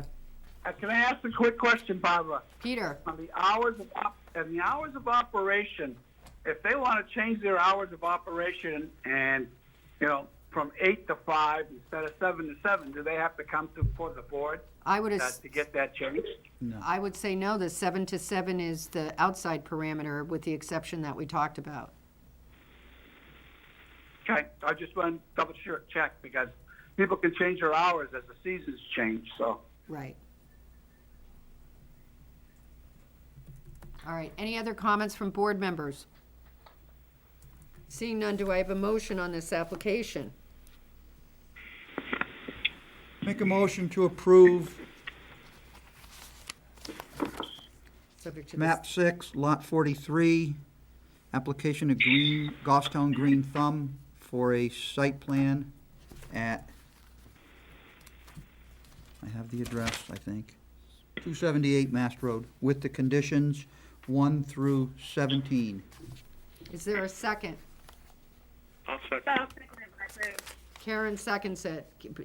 Gail, I saw you counting, have you got them? Well, I've got a note that would include 18, but that one of them is the hours, so do you want the hours in as a condition, or is that just? I had information? screening with the I added screening for the dumpster Yeah. and the relocation of the dumpster as one. Oh, I put the hours twice, that's fine. Okay. right. Screening hours and the equipment not stored on the site. Right, okay. It's been moved and seconded. Is there any further discussion? Seeing none, I'm going to call for the vote. Phil? Yes. Jim? Yes. Peter? Yeah. Karen? Yes. Tim? Yes. David? Yes. The chair votes yes. Thank you all. We Thank you both. appreciate all your help and work on this project, so. All right, the next, Very much. thank you. The next item on our agenda is a conditional use permit review for an identification sign. This is map 35, lot 35. This is Cedar Way. This is Miller's Landing Condominium Association on Cedar Way. This is zoned residential 1-R1. This is a conditional use permit for a property identification sign. And staff, are you recommending, Joanne, that this has any regional impact? No regional impact, and the application is complete. Can I have a motion? Motion to accept this application is complete and ready for review with no regional impact. Is there a second? It's been moved and seconded by Phil. Any further discussion? I'm gonna call the roll. Phil? Yes. Jim? Yes. Peter? Yeah. Karen? Yes. Tim? Yes. David? Yes. Chair votes yes. Joanne, you want to bring us up to date on what this is about? So when the Miller's Landing project, which is the 55 and older project on Cedar Way, was approved, the applicant at that time had not included an identification sign for the project itself. Now that it's been taken over by the residents and they have formed an association, they would like to add a sign at the corner of Cedar Way and Elm Street, so that people will know where their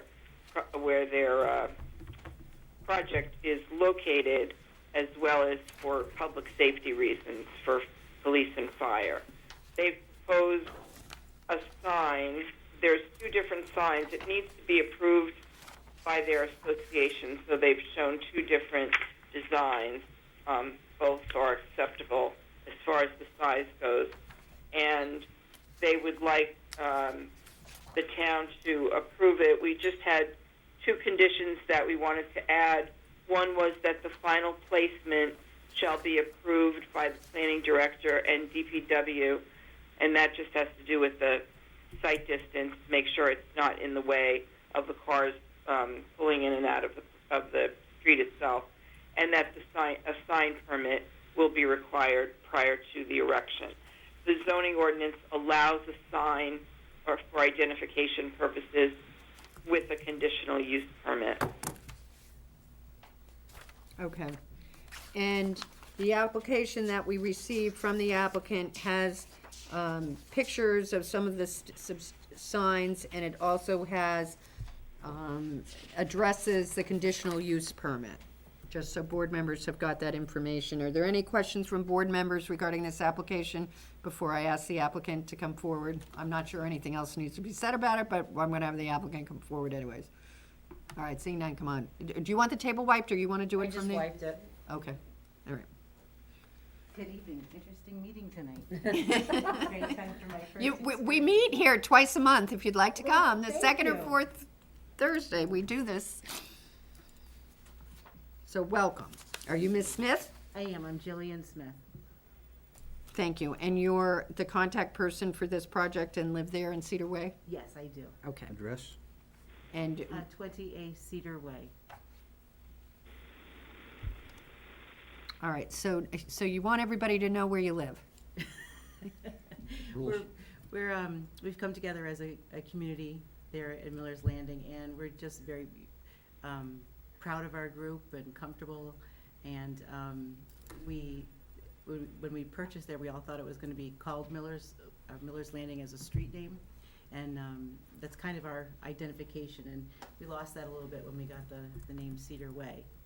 So we are Miller's Landing Community Condominium Association, and it just kind of, pulls us together a little bit that way. So you've, the sign requires a conditional use permit. So let me just ask you a couple of questions in regards to this. Is the use specifically authorized as a conditional use? Yes, it is. All right. And if you complete this sign as proposed, will it comply with all requirements of the section and specific conditions such as sign standards in the ordinance? Yes, it will, including setbacks and right-of-way. Okay. And will the use be compatible with the neighborhood or adjoining or abutting uses in the area that is to be located? Yes, it will blend right in with the residential neighborhood, as it is a residential identification sign. All right. And will the use have a substantial adverse impact on vehicular or pedestrian safety? No, not at all. And will it have a substantial adverse impact on the appearance and visual quality of the surrounding neighborhood? No, we are having a sign, we will have a professionally signed created that will, just kind of add and fit into the existing landscape. All right. And will the use be adequately serviced by public utilities or community facilities? Not applicable. Okay, thank you. Good answer. All right. Is there anything else you wanted to say in regards to this application? No, just that we have not chosen any one sign yet. It's going to be very similar to what we talked about. I just wanted to say, it may end up just on one single post instead of on another one of the more fancy posts, but all kind of in the same, in keeping. All right. And are you proposing to light it? We would Thank like you, to- David. like to be able to light it with a solar lamp if possible. Joanne, are there any issues with lighting it that have to be addressed? No, they have rules for lighting if you were to do, one of those types of signs with the internal lighting. But solar lighting would certainly be allowed. Okay. Tim? Just make the applicant aware, we do have a regulation regarding protecting the night sky. So a solar lamp will probably not have an adverse effect, but if you did decide to put a electrified hard wire light on the post, there is an ordinance you would have to comply with. Okay. No, we don't Barbara? care to invest any more in the Karen. electrical system, just going to. I just have wanna make you aware. Unfortunately, I have to leave. I just had something come up at home. Okay, thank you. All right, have a great night. What's left of it, yep. Okay, All right, bye-bye. bye. So, does any board member have any other questions for the applicant in regards to this? Before I open the public hearing? Seeing none, at this time I'm opening the public hearing in regards to a conditional use permit for map 35, lot 35. I'm not seeing anybody present. Are we showing anybody online, Patty, that might want to speak to this? If you are online and you want to speak to this, hit *9. Anybody piping in? Okay, I'm not seeing anybody. He'll probably tell you the number that you've got there. Yeah, I have his name. All right, seeing none, I'm going to close the public hearing. Board members, what's your preference on this application? Make a motion to grant the conditional use permit based on the criteria set forth and the answers given by our applicant. I'll second it. And is that with the final placement to be approved by the planning director and DPW and the permit as required prior to the erection of the sign? Adding the 2 conditions set forth. All right. Phil, you're all set with Yeah, that? that's fine. Okay. Seeing any further discussion on this? Seeing none, it's been moved and seconded to approve this. Gail, you'll be voting on this. I'm going to call for the vote. Phil? Yes. Jim? Press the button, Jim. Wait, buttons on this phone, yes. Peter? And they're all tiny. Yeah. Tim? Yes. David? Gail's voting. You No, said- you're both. Okay, I thought you said Gail. No, Karen she is, stepped because down. Karen Karen just left. left. So, David, yes? Yes. Okay, Gail? Yes. The chair votes yes. You're all set. Joanne, what does she have to, what do they do next? So I have the application that she has submitted for the sign permit. I will hand it over to Nancy, and she will take it from there to actually issue the sign permit. Okay, And once they're ready for the installation, or they know or even before that, when they know the location, we can go over and take a look at it to make sure it's in the proper. okay. All right, thank you. Thank you for coming. Sorry to make you wait so long. Sorry to make you wait so long. I should have moved you forward. I think Patty might have suggested it, and I completely spaced it. No problem. So Very I interesting. apologize. I very much appreciate what you guys do. Okay, very thank much. you. All Have a right, good night. the next item on our agenda is extension of approval for residential site plan for 99 garden-style multifamily unit residences at Hadley Falls. This location is at 15 Factory Street. This is in the Village Commercial Water Surface Water Conservation Overlay District. The applicant is requesting a 1-year extension. Joanne, is there anything we need to know before addressing this? No, they're just asking for a 1-year extension. The approval was granted. I believe it runs out on I think it's the 11th, and they're just asking to give themselves 1 more year. I believe Roberto is going to call in. I don't know if he's on the line or not. He is. I'm here. Madam Chair. Okay, Tim? Joanne, has anything changed in the last year since this was granted that would affect this request? No. Thank you. All right, that, Joanne, answer is as to our zoning ordinance and requirements, but building, fire, and life safety codes have changed, which might have an impact on the buildings or units. Is that correct? That's correct, and that is part of the fire department comment. Okay, and the applicant is aware that that may impact what can be done going forward? Yes. Okay. Staff, board questions?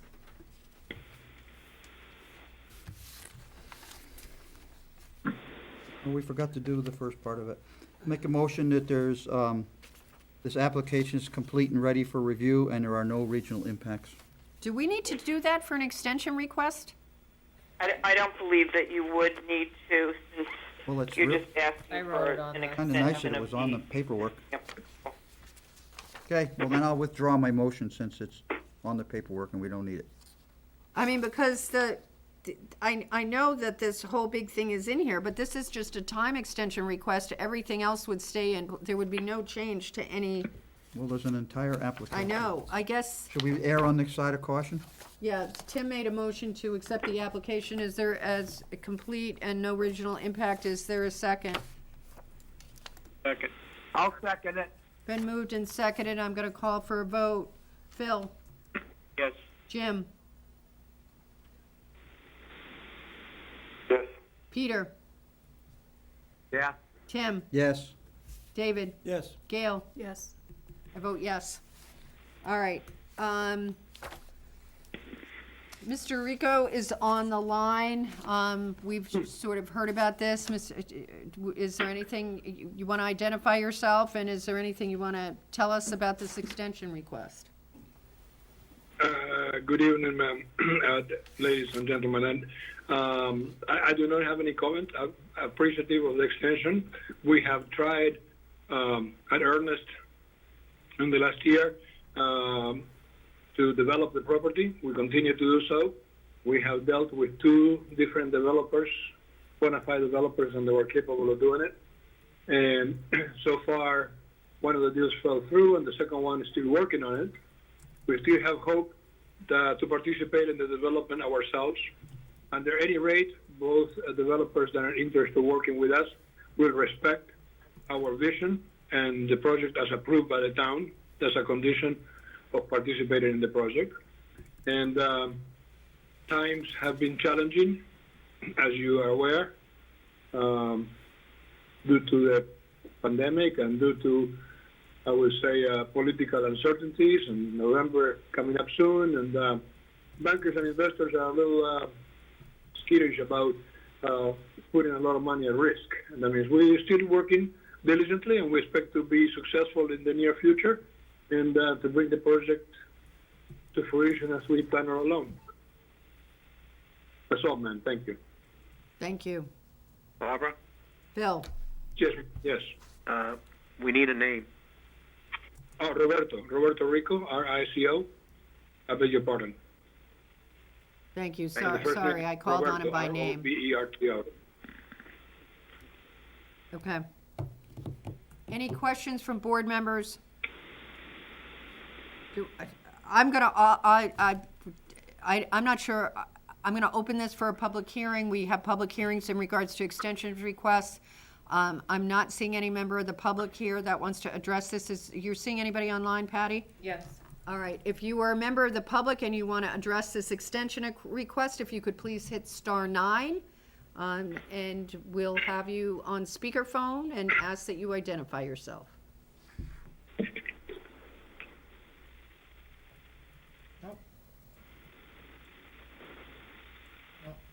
All right, I'm not hearing that anybody has pressed *9 to join into the public comment portion of this application, so I'm going to close the public hearing application. Barbara, before you close the hearing, Yes? can I ask Mr. Rico just one question? Well, I've He closed. had received approval from the select board for the 79E tax reduction, or not reduction, but whatever this Incentive. program is Incentive. called. 79. Tax incentive. I didn't know if that had an expiration date tied to it, and if so, he would need to touch base with Derek to find out what he needs to do for that extension. We don't have that answer.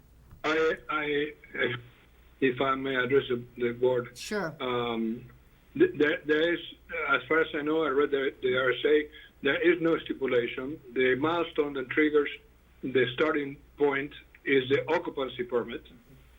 of the project, and the period will go for 5 years forward from there. I have to add, and as a comment, that we're very thankful for the concession. The project, we very likely will be not viable unless it was for the property tax break. It's marginally profitable as it is. That's why we have had some difficulties signing some partners. We expect that to happen in the future. But as far as I know, the RSA is very explicit and it states that the holiday will start when the occupancy permit is issued by the town. Okay, thank you. Thank you. Barbara and Joanne, he's right on that. It starts when the occupancy permit is given, and it goes along with the units. One unit has the occupancy permit, that's when the 79E starts, so he was gonna do like a building at a time. Okay, Okay, I just wanted to make sure. Thank you. all I right. appreciate that. Okay, so we have, I closed the public hearing. I don't think that needed to occur in public hearing. That was a discussion with the applicant. Board members, do I have anybody who wants to make a further comment or a motion on this request? Make a motion to approve the one-year extension to July 11th, 2021. Second. Second, oh, go ahead. It's whoever been seconded. moved by Tim, seconded by Jim. Is there any further discussion on the motion? No, it was Bill. Oh, it was Phil? Okay. All right, I'm gonna call for a vote. Phil? Yes. Jim? Yes.